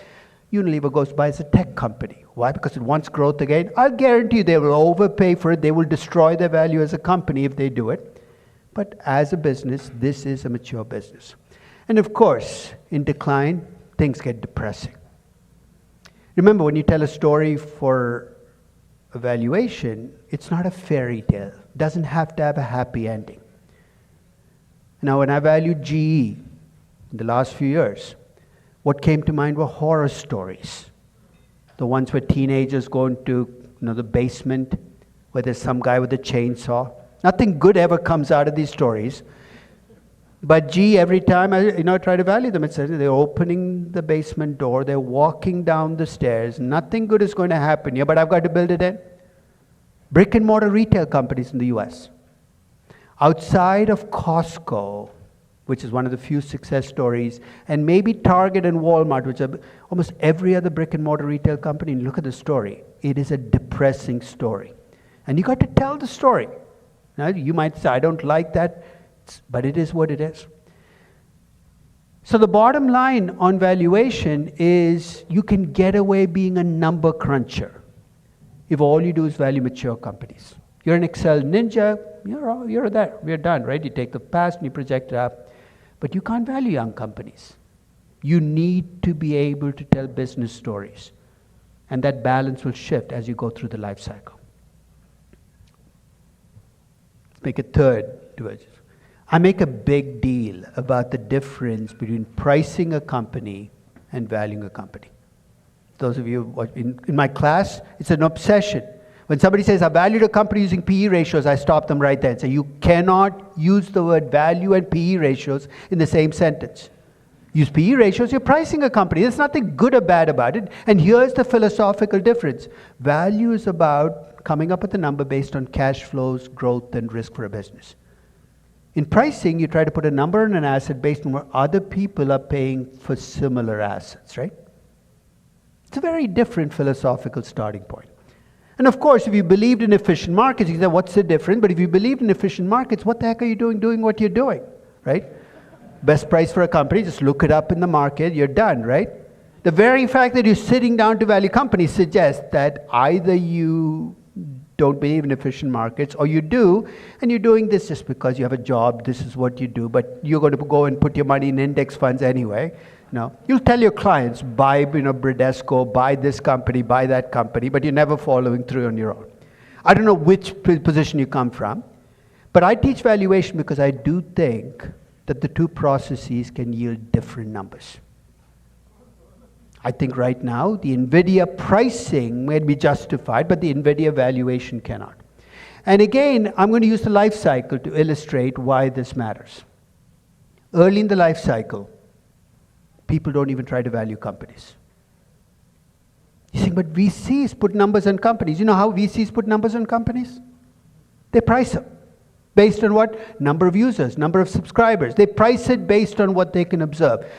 And I wrote this piece a while back, and I heard from VCs, and some of them are pissed off, but I don't care. VCs play the pricing game. What makes you a successful VC? When you're a trader, what makes you a successful trader? It's timing, right? You get in the market at the right time, you get out, you're going to be a successful trader. That's exactly what a good VC does. Take Mark Cuban. Considered to be a successful VC, right? Where did that reputation come from? A company he created in the late 90s called broadcast.com. It's like an online, I don't even know what it did. And he sold it at the peak of the dot-com boom for $5 billion. Ask me what broadcast.com is doing right now. It went bankrupt a year later. If I measured Mark Cuban's success and his capacity to build businesses, terrible, right? But why is he a successful VC? He bought at a very low price. He sold at $5 billion. VCs are traders. They price companies. And when you look early in the process, you're going to see pricing driving everything that people are doing because it's too much uncertainty. I can't value companies. As you go through and become more mature, the nature of pricing itself might change because what you scale the price to can change, right? Because every multiple has a denominator. Early on, pre-revenue companies, you're desperate. You divide by something you think might give you revenues, users, subscribers, number of cars in the parking lot. You need a positive number in the denominator. And as the company starts to get substance, you start to see the shift. First to revenues, because now you have revenues. but everything else is negative, and then to EBITDA, and then to, you tell me what you're using in a sector, I can tell you whether you're looking at a mature sector or a younger sector. So you see pricing take off. So as you go through the life cycle, you're going to see more people involved in valuation show up later in the life cycle because now they have more certainty about the numbers. And that's been my pushback on value investing. Guys, you're coming in too late. You're letting the great companies out of your grasp, because by the time you catch on, Apple in 2017, the bulk of your value is already in the past. We need to start valuing companies earlier in the life cycle, and that means being more willing to tell stories and being more willing to make mistakes on those stories. So the focus in investing changes, and if you look at multiples, you see the focus on the multiples change as well. So when I look at a multiple, I always think about what's in the numerator. It's market cap, or it could be enterprise value. Denominator, you can have a revenue or something driving revenues like users. It can be earnings, it can be cash flows, it can be book value. Every multiple is just a scale price. And if you think about traditional pricing, you do that for your company, you do it for 15 other companies that you tell me are just like your company. I know you're lying, but we go along with the fiction that these companies are just like yours. And then you spin a story about how your company is higher growth or AI or whatever you want to throw into the mix. So that's okay because my company trades at a higher multiple because it has this stuff going for it. That's pretty much every equity research report, right? The multiple that's comparable as a story. I have no problem with that. But at least if you're going to do pricing, I think we need to do pricing right and use all of the data.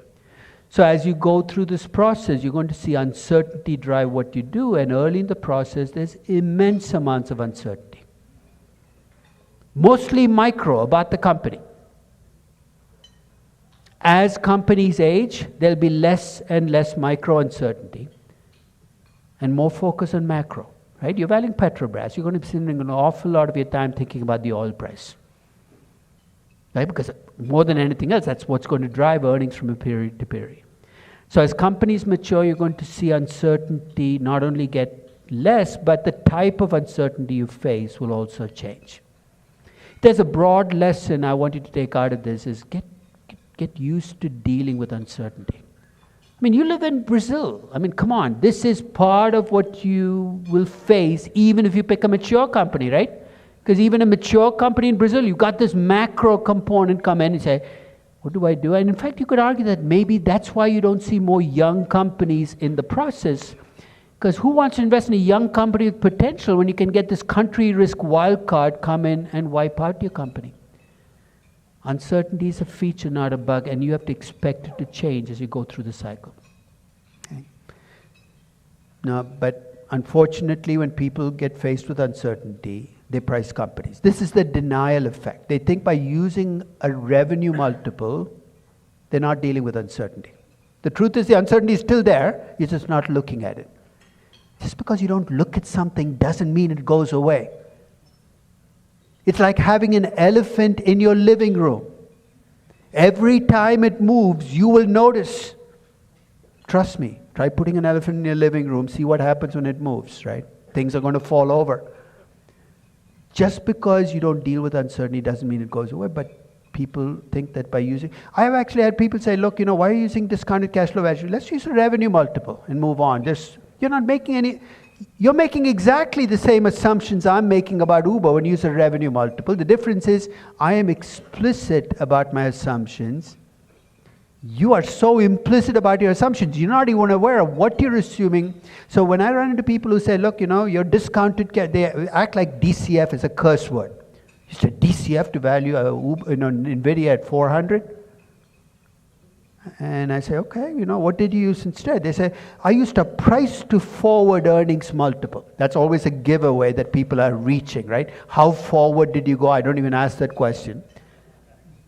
And I'm paying 60 times forward earnings. And I said, okay, do you know how much you need in revenues to justify 60? I don't know.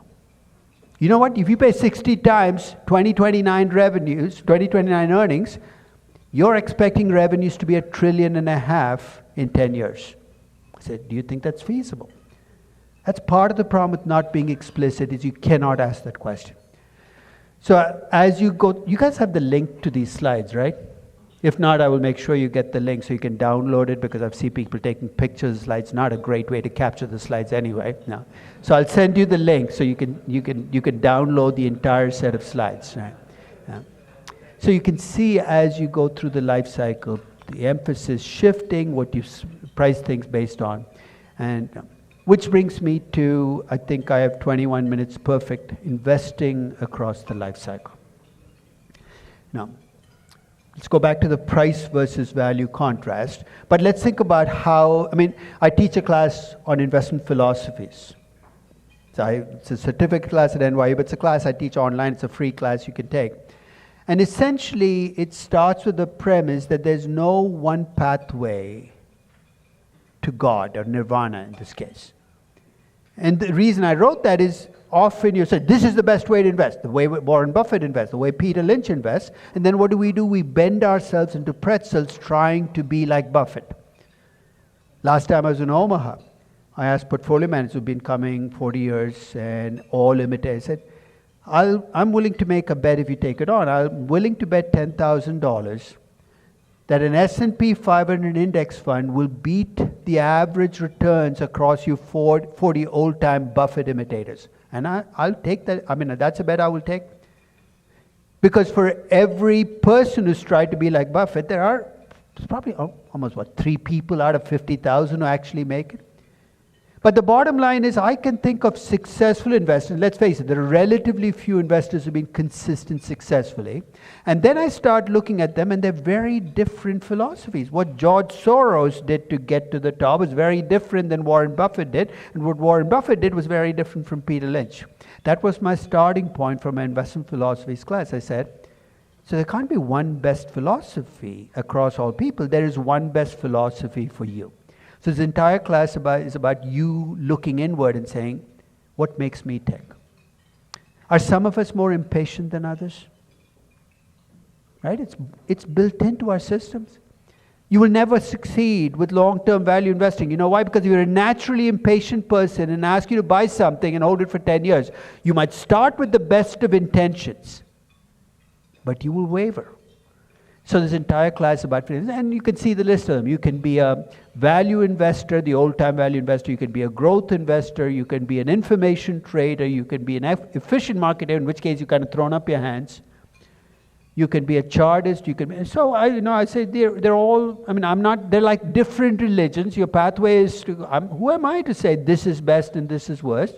So the entire class is about looking at pluses and minuses. But I'm going to bring it in the context of a life cycle. When I look at a company, I think about that financial balance sheet I showed you. In a financial balance sheet, I break down assets into investments you've already made, things you've already done, and growth investments, things I expect you to do in the future. So when you have young companies, the bulk of the value comes from growth investments. As you mature as a company, the bulk of your value will come from mature investments. And you go into decline, there's nothing coming from growth, it's all mature. So this is actually a great way to think about it. And here's how I would think about value versus growth investors. The essence of value investing is you want to buy companies where the value of the assets in place is greater than the price. You look at Ben Graham's book, you work all the way through, that's the bottom line, right? Everything, those levered ratios, find stocks that trade at a price to book less than 1, price earnings less than 5. If you follow all of those, you're focused. What are you telling me? You tell me that your skill is in assessing the value of assets in place. Okay. What do growth investors do? They say, look, the value that comes from growth, I'm better at assessing the value of that growth than the average investor, so I'm going to try to buy growth companies where growth assets are being undervalued. They both care about value. This notion that value investors care about value and growth investors don't is absurd. It's where we find our value. And if you think about it in those terms, you can already see where that's going to put you in the life cycle. If you're a lazy growth investor, you're going to buy companies that have high growth, and this is the Cathy Woods way of thinking about investing. You tell a big story, you buy growth companies, and there's growth, therefore I'm going to be okay. Hey, you can buy growth companies, and you're not going to be okay if you paid too much up front. And if you're a lazy value investor or a rigid value investor, what do? You buy stocks with low price to book ratios, low price earnings ratios. You're saying that must be cheap. But if you think in terms of the life cycle, you can already see the danger of that, right? we talked about in the accounting context. If you're a lazy value or a rigid value investor, you're going to end up with a lot of not just mature companies, but declining companies. Value traps in your portfolio. They look cheap because they're on their way to demise. They're going to go away, but you're looking cheap. Now I'll buy more GE and still more GE. And then you kind of go out with the company. So when you think about growth versus value investing, you can argue that, what you'll see focus on. If you're a true, and this is the one way to tell the frauds. So if you tell me you're a value investor and I come in and the top 10 stocks in your portfolio are the 10 best performing stocks over the last year, I say, stop lying about value. You don't even care about it. You're a momentum trader. I think more honesty will make us all better. You want to be a trader? Just be a trader. But we've sent this message that traders are shallow and investors are deep. So nobody wants to be a trader. I'm not a trader. We made the word speculate a bad word. I'm an investor. I'm not a speculator. Stop lying. You bought NVIDIA at $880. It can't be for value. It's because you think the price will go up another $40. You know what? We'd all be better at what we do if we were honest with ourselves about why we do what we do. Which brings me to the last phase of this session. Now, I told you what I think about Harvard Business School. And of course, Harvard Business School's handmade is the Harvard Business Review. This is a brain cell killing exercise. If you read the Harvard Business Review enough brain cells will be killed while you read it, that by the time you're done, you're going to be a moron. But Harvard Business Review, every year, there will be an article about what makes for a great CEO. Written by one of a strategy or management professor. They say, and you can already say great CEOs are empathetic. They listen to so you go down the list and then you say, okay, let me take a great CEO. Let's take Elon Musk, $1 trillion company. Is he empathetic? I don't think empathy is one of those things you think of when you think about Elon Musk. Jeff Bezos was supposedly a miserable CEO to work for. Already you know that these articles are just completely concocted. So why does Harvard Business Review do it? Because what is the entire selling pitch for Harvard Business School? Is you're trained to be the next CEO, and to do that, what does Harvard Business School have to know? What makes for a great CEO? So I understand. And Harvard Business Review's companion in this is McKinsey. McKinsey Quarterly, this is what makes for a great CEO. It's an absolute lie, because as you look at a company, what makes for a great CEO will depend on where you are in the life cycle, because we've already talked about what you need to be able to do. If you're a young company, what do you need to be able to do? Tell stories and take people along for the ride. You've got to be a visionary who also convinces other people, your employees, your investors along the way. It's a skill set, right? As you go from being a young company to a company that's building up, you need to start to build the infrastructure for a business. You actually have to sit in on supply chain meetings. That doesn't make visionaries very happy to be sitting on supply chain meetings, but you need somebody who builds the business. And then you become a growth company. You know that you're going to be running out of growth. You've got to be almost opportunistic, somebody who can find new places to grow. That's what Jensen Huang's done really well over the last decade, is find new markets to grow in a business that's become a mature business. The semiconductor chip business is a 3 to 5% growth business. NVIDIA obviously is the exception, because it took the gaming business as the first mover. It did the crypto business and now the AI business. And then as you become a mature company, what's your primary job? Playing defense, right? Everybody's coming after your market. And in decline, you got to accept the fact that you're a shrinking company and not fight it. So I basically came up with names, and I tried not to be sexist, so you're going to see me go from male CEO to female CEO. Who do you want running your company? You want Steve, the visionary. Big storyteller. He knows nothing about supply chains, but he tells the company along. As companies become, remember, if you're a visionary who's a purist, I've run into some founders. They have a vision, but they want the vision to be pure. You come up with the product. No, that violates the vision. They never take off as business. At some point in time, you got to accept the fact that vision has to come with some pragmatic choices. So you need Paula the pragmatist to make the vision become a business. Now you're a business, you got to actually build a business. Build factories, build assembly lines. You need Bob the Builder. Your kids might have played with Bob the Builder, but this is Bob the Builder building a business. Then you become a growth company. The Oscar the opportunist looks around and says, where can I grow? Where I'm a big company now, I need to find a growth market. Mature companies, you need Donna the defender. You see, the qualities you need in the CEO are going to shift as you move around. And then you're going to decline. You know who you want running your company? Larry the liquidator. If you get a chance, type into Google Larry the liquidator, and you're going to see pictures show up from a movie called Other People's Money. Does anybody know who played Larry the Liquidator in that movie? Danny DeVito. Not your vision of this. You think of, and it's a great movie because in the movie there's this company that makes phone cables. Remember the old days you'd make cables that ran under the ocean? So there's a company in New England. It's run by a distinguished CEO, Gregory Peck. You've seen him, right? White hair, distinguished CEO, runs a company. Danny DeVito plays a hostile acquirer, and he's completely open about the fact about what he plans to do with the company, which is after he takes over the company, he's just going to liquidate the assets. And the climactic moment for this movie is an annual meeting. And you're saying, this sounds like a really boring movie. It's actually a fun movie to watch, because the annual meeting, Danny DeVito gets up, everybody's booing him. Right? There are workers and CEOs in the audience. And he says, you know what? I know you're blaming me for destroying your company, but I didn't do it. It's fiber optics that's doing it. He didn't have any ambitions. He didn't want to turn the company around and make it a fiber optic company. He said, look, this is who we are. I'm going to liquidate the company and take it out.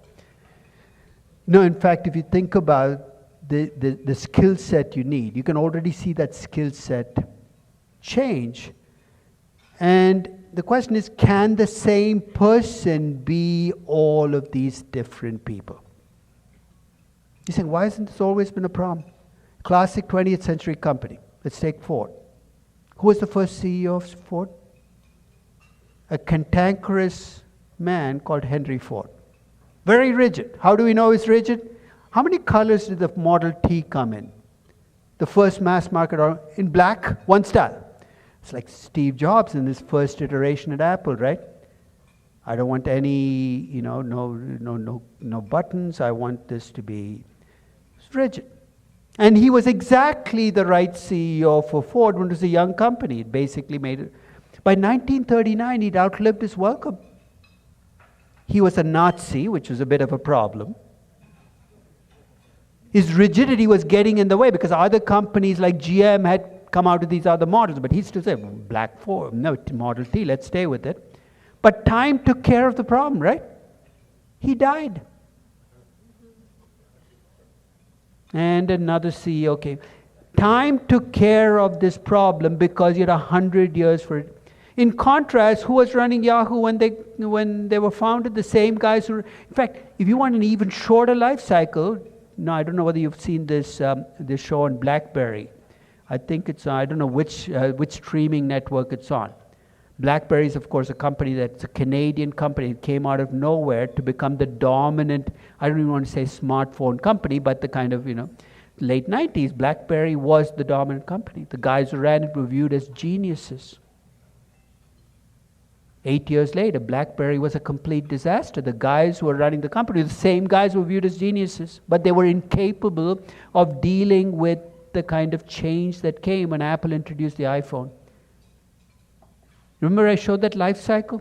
I'll make a prediction. Because of that compressed life cycle, we're going to see more and more issues where a manager is viewed as a great manager at a company, and 10 years later, the same company is saying, what the heck did we do? Now, we talk about corporate governance, but basically you think about mismatches at companies where the CEO is not matched up to the company. Steve, the visionary, running a declining company is disaster. Larry, the liquidator, running a young growth company is an even bigger disaster.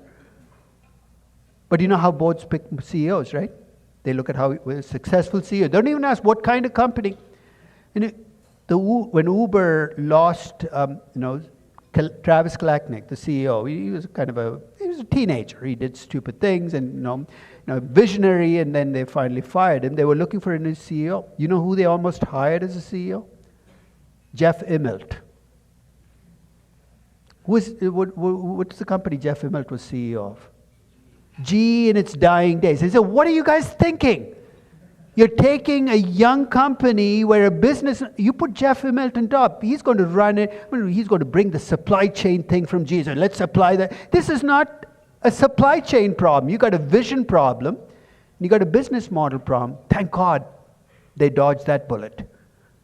But this is the problem when you think of CEOs as great or bad based on their history. You turn the company around, you must be a great CEO for that kind of company, not for other kinds of companies. So this is something we're going to see more, even with the FANG-AM stocks. I talked about 7 years ago how Google and Facebook could do no wrong. Mark Zuckerberg was viewed as an amazing manager. 5 years later, remember the metaverse fiasco at Facebook?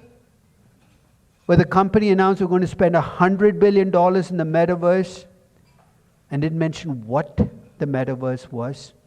How exactly are you going to make money? Is it transactions? This is a malpractice if you're a CEO to say you're going to spend. That's a bad news. You're giving the market the bad news.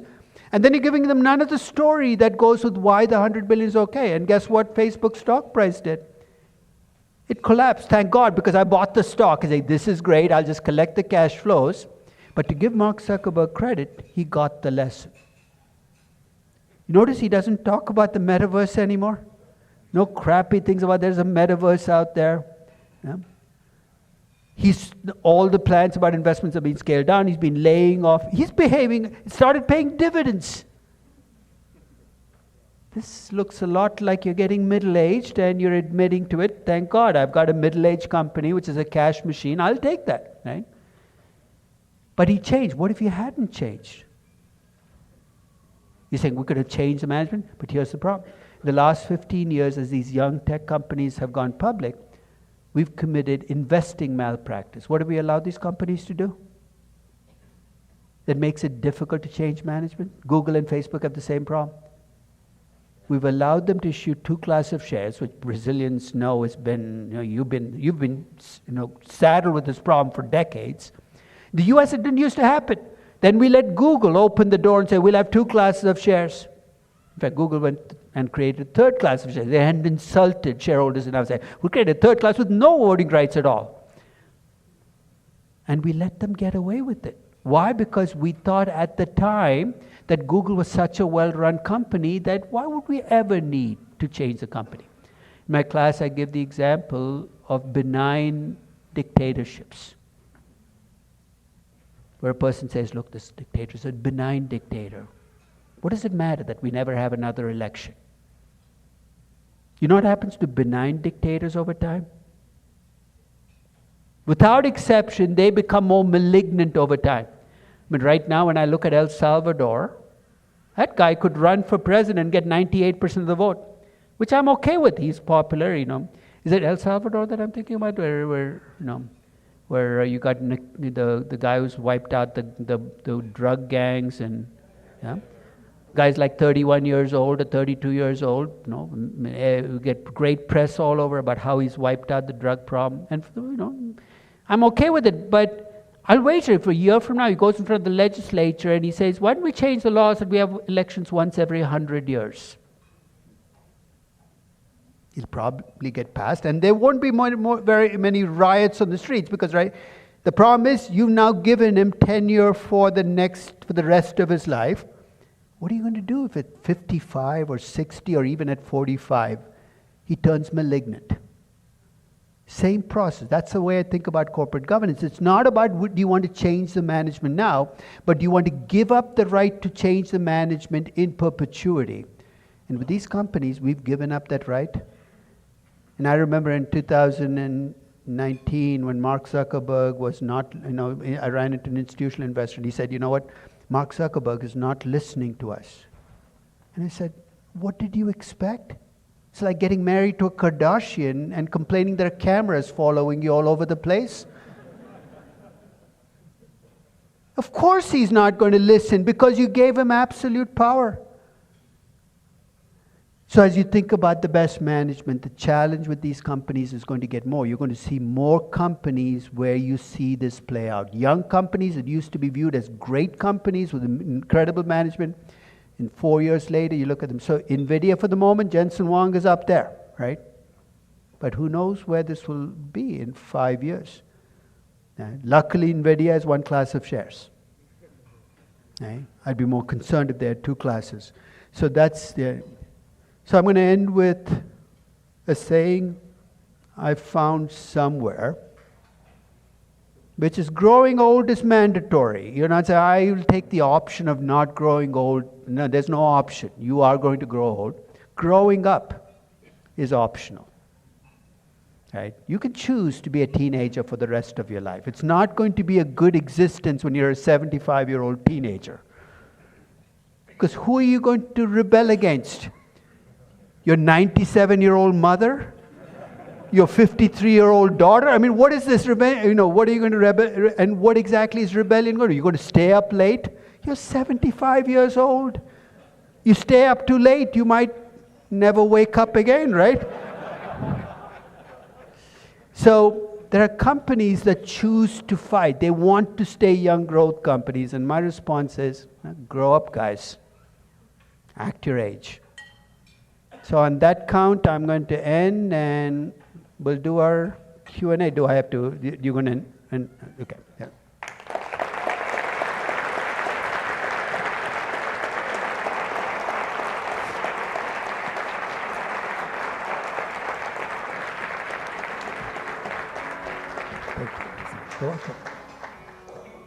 Thank you so much, Professor.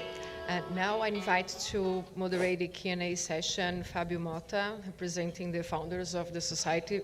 Fábio, besides being the co-founder of the CFA Society Brazil, is the founding partner and chief CIO, right? Chief Investment Officer at Dow Capital, a systematic equity asset management firm. He has 23 years of experience as equity analyst and portfolio manager at ING, SulAmérica, Citibank Asset, and Western Asset, where I had the privilege to have him as a client, right? Me as an equity sales. He holds a business administration degree from FIA USP and master's degree in economics degree from ISPER. Fábio, please.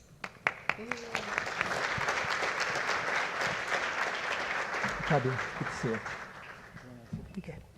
And please stay after the Q&A as we have the very brief presentation of our former presidents and the founders, okay? Mm-hmm. Thank you very much, Márcia, and all the friends from the CFA Society for inviting me for this event. It's hard to believe that 20 years have passed since the founding of the organization. I don't feel that old, but apparently I am. And it's an honor, Professor Damodaran, to host this Q&A session. I think it's fair to assume that everybody here learned to value companies from your book. The difference is that if we had a investment analyst life cycle, we would have the startups up to the high growth using the third edition. The mature ones would be the second edition. And the declining ones like myself and a few others here use the first edition. Okay. But anyway, we have many questions and only 30 minutes of Q&A, so let's start. Professor, is the life cycle influenced by or can be disrupted by macro events such as abnormally low interest rates? For example, young companies taking much more risk than they should, or actually having the incorrect capital structure because of cheap money? You can. I mean, it's in a sense, people get tempted to violate what they should be doing because something looks good at the moment. Rates are low, so why can't I borrow money even though I'm a young money-losing company? The answer is it never ends well, right? I mean, you might get away with it for a period. But whenever you violate first principles because of macro factors catch up with you. I mean, I'll give you an example. Zoom was one of the companies that benefited from the pandemic, and so was Peloton. Peloton, as you know, is a company that sells incredibly expensive exercise bikes and treadmills, and incredibly expensive subscription models. We pay $40 a month. So I remember valuing Peloton in 2019, and I valued it as a niche company. Actually funny, because I was on CNBC, and the equity research analyst who was also on CNBC said, but everybody in my building has Peloton. And my response is, you need to get out of your building and walk a few blocks, because that tells me more about how wealthy you are and who you hang out with.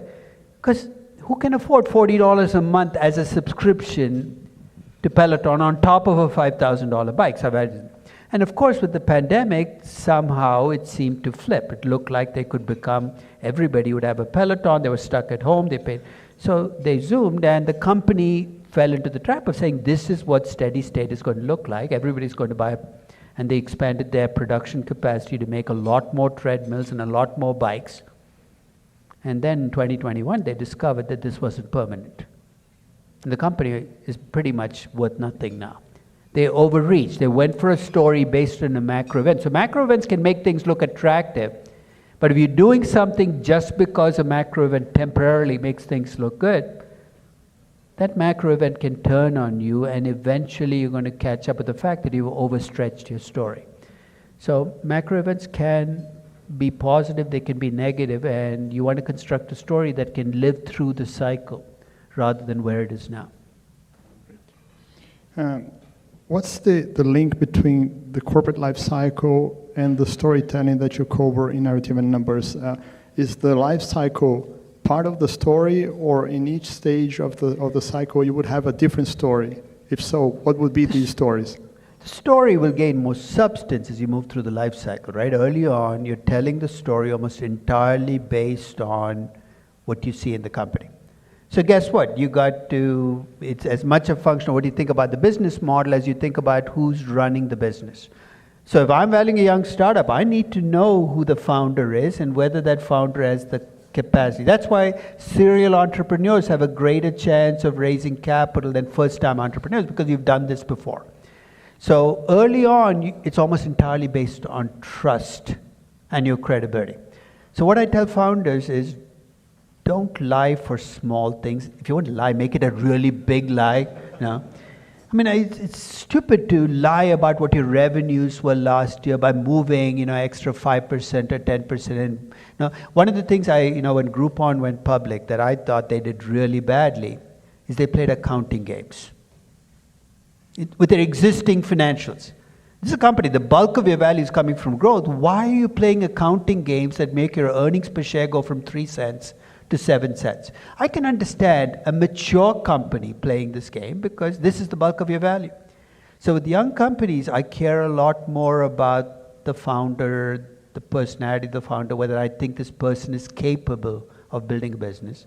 So I'm asking questions like, you have a vision, how rigid is your vision? I might not ask that question directly, but I want to see whether this person is capable of compromising on the vision, because I know that if they don't, this vision can be great, it will never become a business.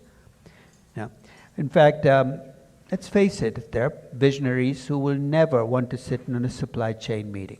Yeah? And I'll take the example of Steve Jobs.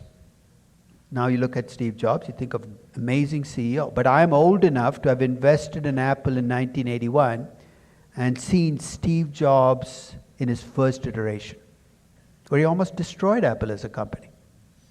I own the Lisa. I've saved the computer as a testimonial to what happens when somebody is rigid about design. The Lisa was a computer which came with no expansion capacities. You could add memory because Steve Jobs felt that computers should be just, you've got it and that's what you got. And he was, at that point, he ran Apple, his vision, and everything in Apple was, and he almost crashed the company. And then, of course, he left and he came back. And Steve Jobs, in his second iteration, became this visionary genius. What is the difference between Steve Jobs Part 1 and Steve Jobs Part 2? It's the same guy.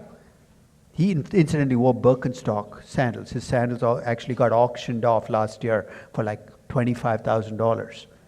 Yeah? He's still wearing Birkenstock. So what made him different in his second round, do you think? What did he do between his first round and his second round? He created a company called Pixar, and he built a company which he sold to Disney for several $1 billion later. So he learned something about building a business. But here was the biggest difference. Steve Jobs in iteration 2 knew he was a visionary who didn't really care about the operating details. So he hired a chief operating officer. You know what the chief operating officer's name was? Tim Cook. This guy doesn't have a visionary bone in his body. Right? So when you complain about, oh, Apple's not doing amazing things, this guy is an operating genius. He makes the trains run on time.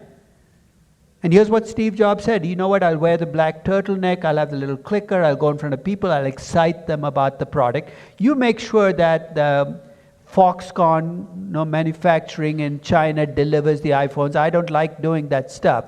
But he felt secure enough that he was willing to share real power. And it made him a genius. You see what, if we were advising Elon Musk and he was listening to advice, you know what I'd tell him? You guys you're a visionary genius.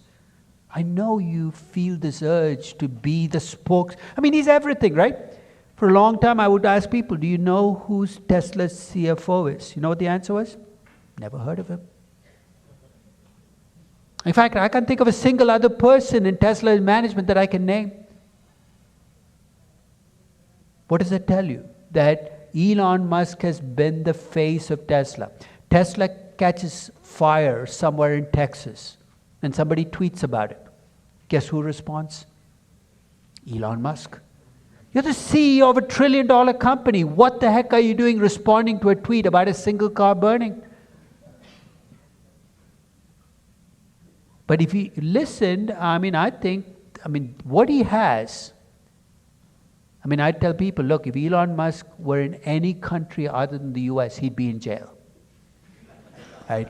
That's the nature. He is a rule breaker, but you need rule breakers to get these breakthroughs. You got this genius. Why are you wasting it tweeting about, being the PR person? Hire somebody who's your chief operating officer. Let them run the supply chains and the manufacturing stuff, and you do the vision stuff. You do it so well. The only problem is I don't think Elon would listen to me or to you, so I think that's going to be a lost cause. But I think if Tesla gets into trouble, you could argue it's because you the match that made Elon Musk the perfect CEO for Tesla in 2008. Because what were they trying to do? Disrupt a business that hadn't been disrupted in a century, the automobile business. Remember DeLorean tried? Crashed and burned, right? People thought he was crazy. I remember people saying, this business will never... Ford CEO laughed. They said, you really think the startup is going... 10 years later, everybody else wants to make electric cars. He changed the entire business. That's genius. You got to give the guy credit. But is he the right person for Tesla where it is now, where in fact it is the largest electric car company in the world with a $500 billion market cap and production issues it's got to deal with and pricing questions about... he does things like, we're going to price the new Tesla 3 at $35,000. The marketing department scrambling saying, how did he come up with the number? We haven't even figured out what the cost of the car is. But he is who he is, but I think if he can learn to share the power, it would make Tesla a much better company. Companies can do a number of things to delay or even reverse maturing or declining, as the examples of Apple, NVIDIA, and Microsoft show. So there are 3 questions here that are somewhat related. How can we determine whether a strategic move can extend the growth of the company, or it's just an expensive facelift? First thing, if they use the word strategic move, it's not going to work. Okay. Right? So take that out of the picture, right? So it's got to be something concrete. Strategic means you're going to be thinking about something that will make you it's never working out well. Yeah. It is true there have been reincarnations in history, right? IBM in 1992 when Lou Gerstner came in, Apple in 2000, Microsoft. Something that fell off, I don't know. Oh, it's my phone. But if you think about what it is that made Steve Jobs succeed in 2000, and because there are relatively few companies, they become case studies, which you teach MBAs, which I think is the worst possible way to teach this, because what are you doing? You're saying, hey, look, Apple and Microsoft did it. If you do exactly what they do, you're going to be the next Apple and Microsoft. It's not going to work. Because you know what we forget? Is how much luck and being at the right place at the right time played a role. If Steve Jobs had done what he did with Apple at a different point in time, it might not have worked, but he caught the smartphone business just as you're going from the BlackBerry version of only business people need smartphones to the sense of we now have the technology where anybody can use a smartphone. He caught a wave. And we forget how much that wave played a role in making Apple what it is. Now, you know what? Luck plays an insane role. I mean, I did not mention this company during my session, but one of the companies I want to write a blog post on is Novo Nordisk. You familiar with the company? 5 years ago, it used to be this sleepy little Scandinavian company where people came into work at 9, they left at 5. It's Scandinavia. You took 30 days off every year. It's a nice, and it produced its skill was it produced diabetes drugs, a focused pharmaceutical company. And then it hit pay dirt. Nothing to do with the CEO, right? What happened? 2 of their drugs, Ozempic and Wegovy, which were designed for diabetes, turned out to have a side effect, which is people taking them started losing weight. And let's face it, the market for weight loss is 100 times bigger than it tells you something about human beings, that you care more about how much you weigh than whether you're going to die of diabetes. And the company's market cap has increased, I think, 25-fold. Its revenues are up, its margins are up. And the reason I want to value the company is, it's true. Are they a growth company? Well, they've got this windfall, right? They got lucky. Whether they can become a different kind of company depends on what they do with the windfall. So one of the things I've been tracking is news stories about Novo Nordisk. I read a news story about, and this is a very complimentary story about how the company still maintained the lifestyle they did. People come into work at 9, they leave at 4:30, 30 days off every year. And as I read that news story, I said, this tells me that this company, once Ozempic and Wegovy go off patent, is not going to become a giant pharmaceutical company competing against Merck and Pfizer. It's going to go back. Nothing good or bad about it. They're basically going to treat it as a windfall, take the money that they make, but they don't have the capacity to become a large pharma company, and they're not trying. So I'm not going to push them to try. But it's a fascinating case of how luck can play an effect in success, which afterwards we always attribute to great management or amazing consultants. No, nothing of the sort. No, it just happened. So I think that when you look at these, luck played a role. The other thing I've learned over time is companies that try to acquire their way back to being growth companies never works. In the way Microsoft got into the cloud business was not by acquiring a cloud company. They built it internally. And they built it using strengths they had as a company. They had great software programmers who were working on Windows and Office. They moved them into Office. They built it slowly. They built it patiently. And Microsoft Azure is a cloud business unique to Microsoft because it built in Microsoft's, what their competitive advantages were. It takes patience, and it means building it up yourself. Most companies that want to become growth companies are in a hurry. Who can I buy? And you know what? You told about the ecosystem of bankers. You ask a banker, who should I buy? What kind of answer are you going to get? Right? You shouldn't buy anybody? That's never going to be the answer. Of course they're going to find you somebody to buy at an obscenely high price. And 3 years later, you'll be impairing goodwill. I can predict the sequence of things that happen because that's exactly how acquisitions grow. So we can look at the collection of things that makes reincarnation more likely rather than less likely. But we have to accept the fact that it is rare. that it's the exception rather than the rule. Most companies, and I'll be quite honest, and managers never like to hear this, are better off not trying. There's no glory in growth for the sake of growth, survival for the sake of survival, which is one reason, in addition to pushing back against words like ESG, I've never understood the word sustainability. What the heck does it even mean? You're making your business more sustainable. Does it mean you last longer? Is that a good thing? Do I want Philip Morris to be a more sustainable company?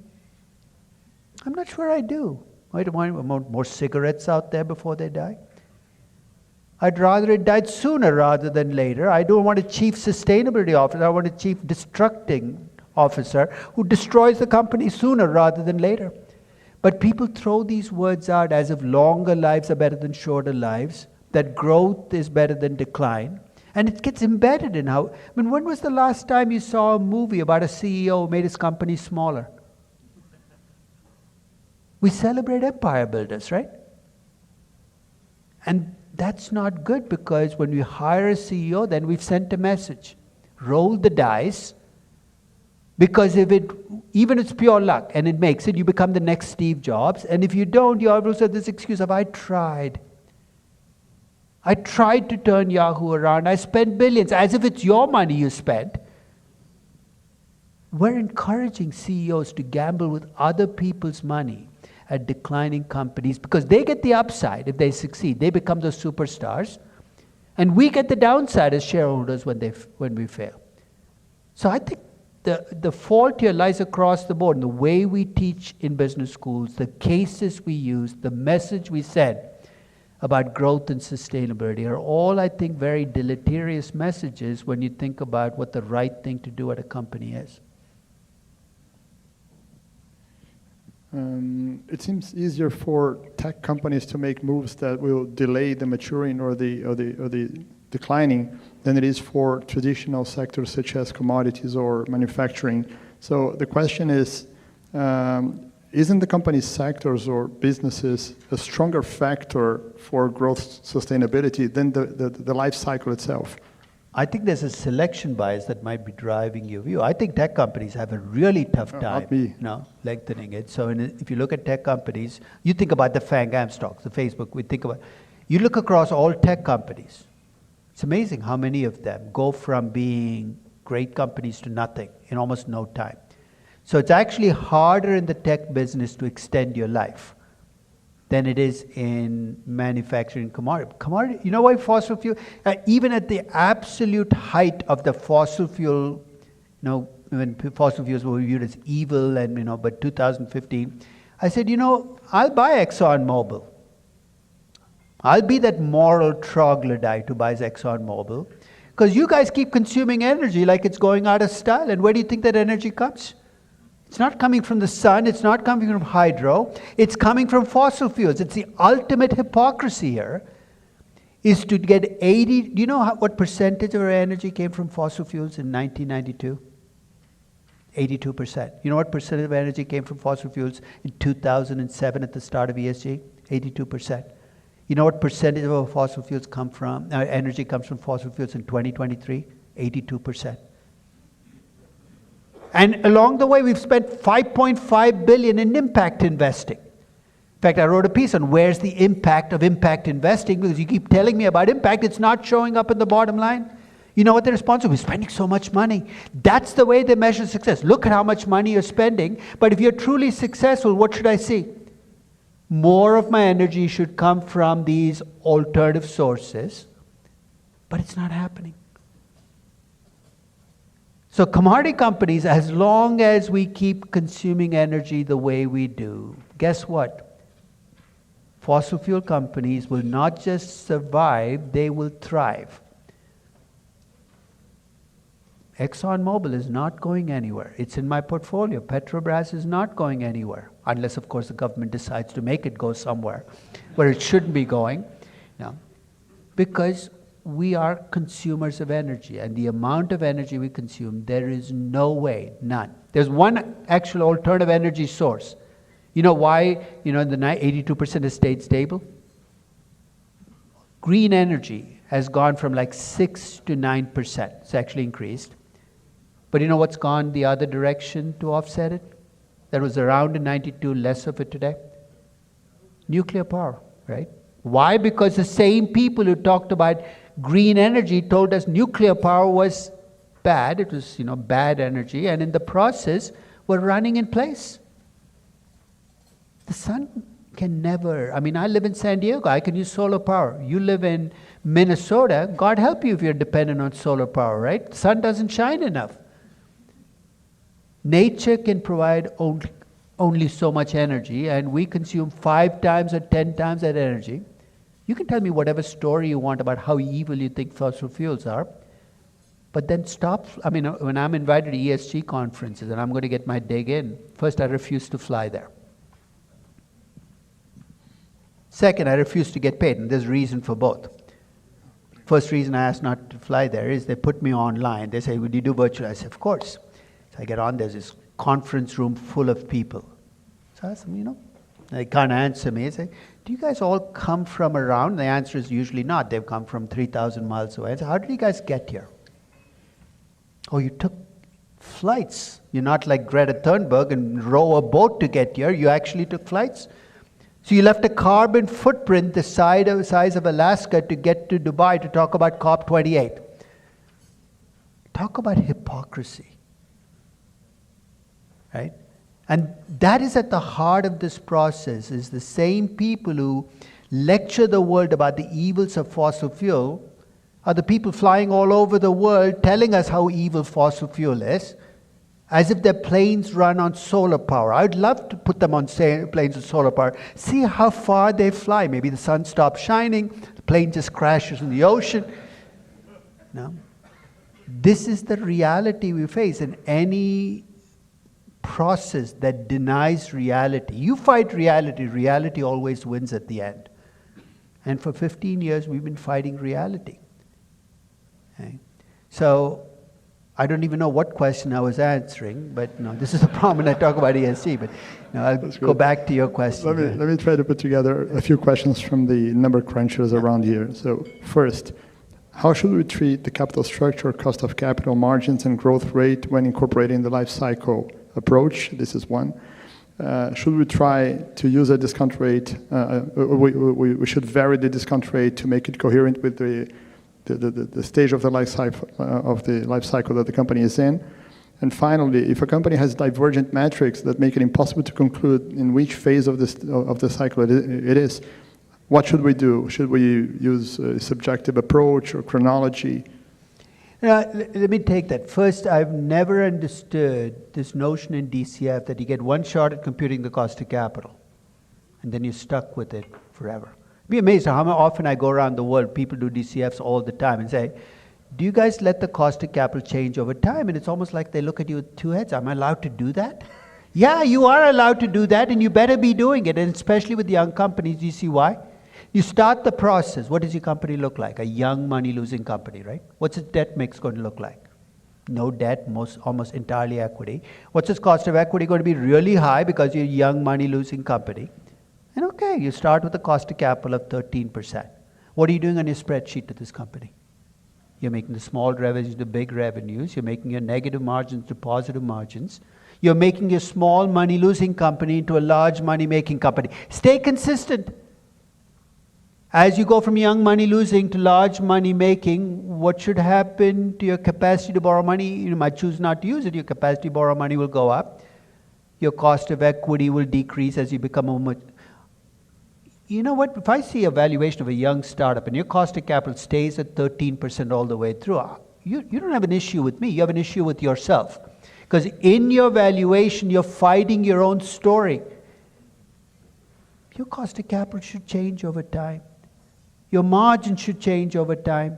Your company in year 10 is not, it has the same name as your company today, but it's a very different company. Life cycle plays out as you look across time in your spreadsheet because you are moving your company. Whether you use the word life cycle or not, in your spreadsheet you're moving your company across the life cycle and expect to see the metrics reflected. You're saying, what if I'm not sure where a company is in the life cycle? Does it really matter? Because ultimately it's about revenue. I mean, you don't have to classify a company, you still have, and sometimes you can have companies where you look at revenue growth and you see it, but you don't see the margins ever turning positive because the business model doesn't work. And you can't fight reality again. You have a company with a broken business model.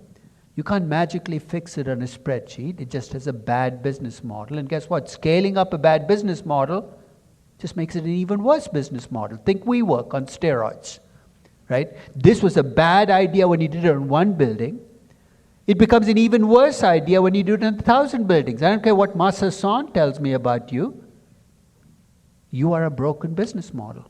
So I think that it is what it is, and you got to kind of look reality in the face, and not all companies have this nice, smooth, start young. And that's why I said the mortality rate is high at each phase, and you might be catching those companies with a high mortality rate when you catch a bad business model. Well, unfortunately, our time is up. On behalf of the Brazilian CFA Society and all CFA charter holders in Brazil, I would like to thank you, Professor Damodaran, for your invaluable work for this lecture as well. It's an honor to be here, and we hope to see you soon. Thank you.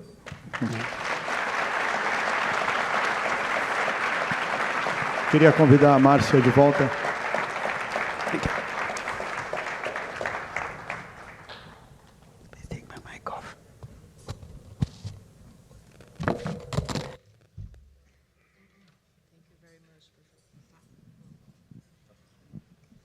Hello. Thank you, Professor. Pessoal, sei que a gente já se estendeu bastante no tempo, espero que vocês tenham aproveitado e curtido a nossa conferência até então. E agora, para mostrar que são pessoas reais, né, acho que vale a gente mostrar aqui o rosto de quem fez a história da Society. Então, aqui ao meu lado, Fábio, muito obrigada por ter aceitado o nosso convite de fazer a mediação. O Fábio é um dos fundadores da Society, e eu convido aqui a subir ao palco o Juan Morales.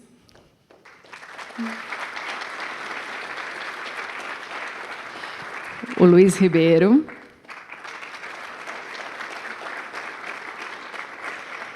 E aí aquela coisa de mundo pequeno, né? O Juan também, tive o prazer de atender o Juan, como Eco de Sales, também foi meu cliente. O Luiz também. E o Luiz foi meu colega na Brand Campaign, que eu citei a vocês. E o Luiz lidera o nosso Nominating Committee, que faz a eleição dos novos Board Members. Então, vocês já sabem, ó. Luiz in charge. Eu convido a subir aqui ao palco a Liliane Lins. A Liliane também fez parte da equipe fundadora e foi presidente da Society de 2006 a 2008. E ela foi uma grata surpresa que a gente se conectou recente, né? Eu não a conhecia e a gente trabalha na mesma empresa. Luiz Fernando Afonso foi presidente de 2010 a 2012. Eu tive o privilégio de ser conselheira com ele, liderando o comitê de advocacy, e aprendi muito com ele. Sônia Villa-Lobos, presidente de 2014 a 2016. E ela já contou a história dela, a primeira na América do Sul. Que orgulho. Mauro Miranda, presidente de 2016 a 2019. Mauro também foi nosso PCR, PCR President Council Region. Ele é o chefe dos presidentes das societies, né? Foi. Então, hoje a PCR é a Bárbara, que liderou a Society do Uruguai. Então, os presidentes das societies têm esse intermediário para levar a voz dos membros da Society para o Instituto. O Felipe não chegou, né? Infelizmente. E Gustavo Moreira, presidente de 2021 a 2022, do qual fui vice e que é o meu colega de conselho.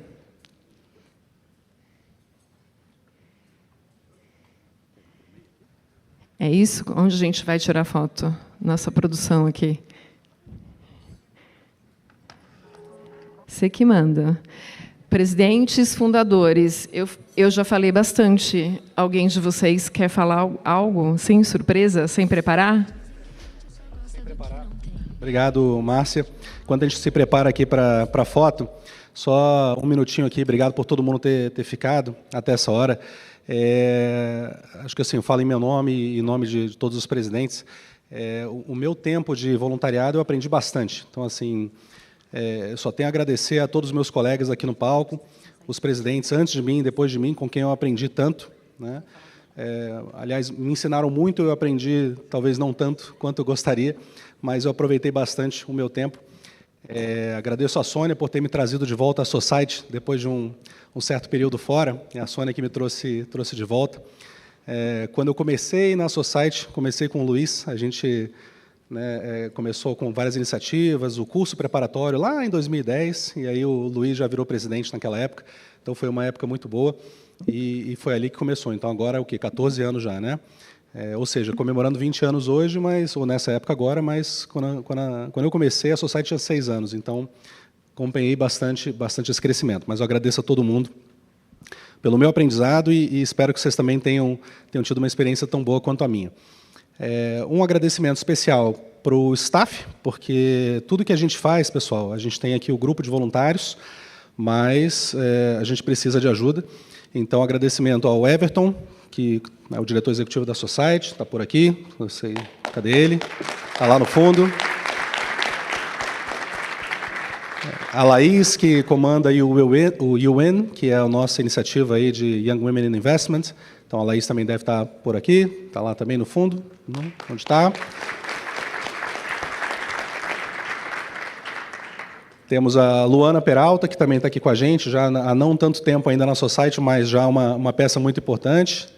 Não sei por onde ela anda, é fácil de reconhecer que ela tem o cabelo vermelho. Super especial agradecimento à Nádia Leite, porque se toda a Society roda bem, com as contas pagas em dia, tudo certinho, é o trabalho da Nádia no dia a dia. Então, obrigado a Nádia. Esqueci alguém? Não, Gustavo? Esqueci alguém? Não. Então, esse é o staff. E, obviamente, aqui somos os presidentes e ex-presidentes, né?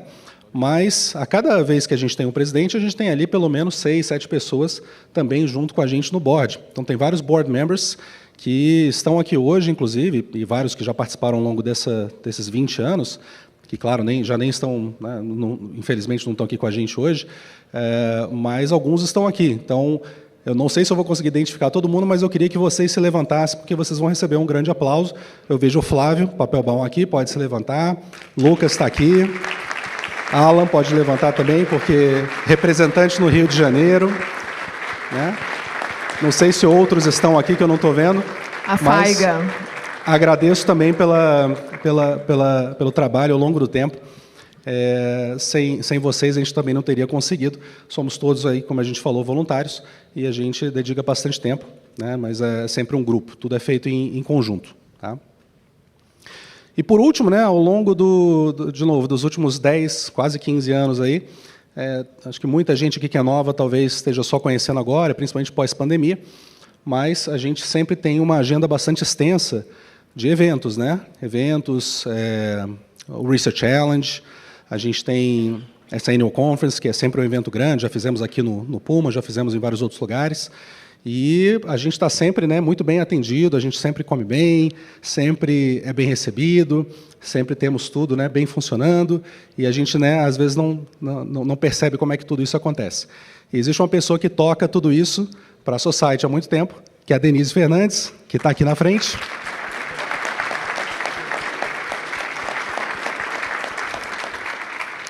Em nome de quem eu agradeço por todo o trabalho ao longo desse tempo e toda a equipe que ela tem também, que ela capitaneia aí ao longo desse tempo todo, para nos ajudar e colocar todos esses eventos de pé. Então, é isso. Esses agradecimentos feitos. Obrigado a todos por terem vindo. Passo a palavra de volta para a Márcia para finalizar. Obrigado, Márcia. Obrigada. Mais alguém quer fazer algum comentário? Não? Foto? Vamos liberar a turma, depois a gente faz a foto, não?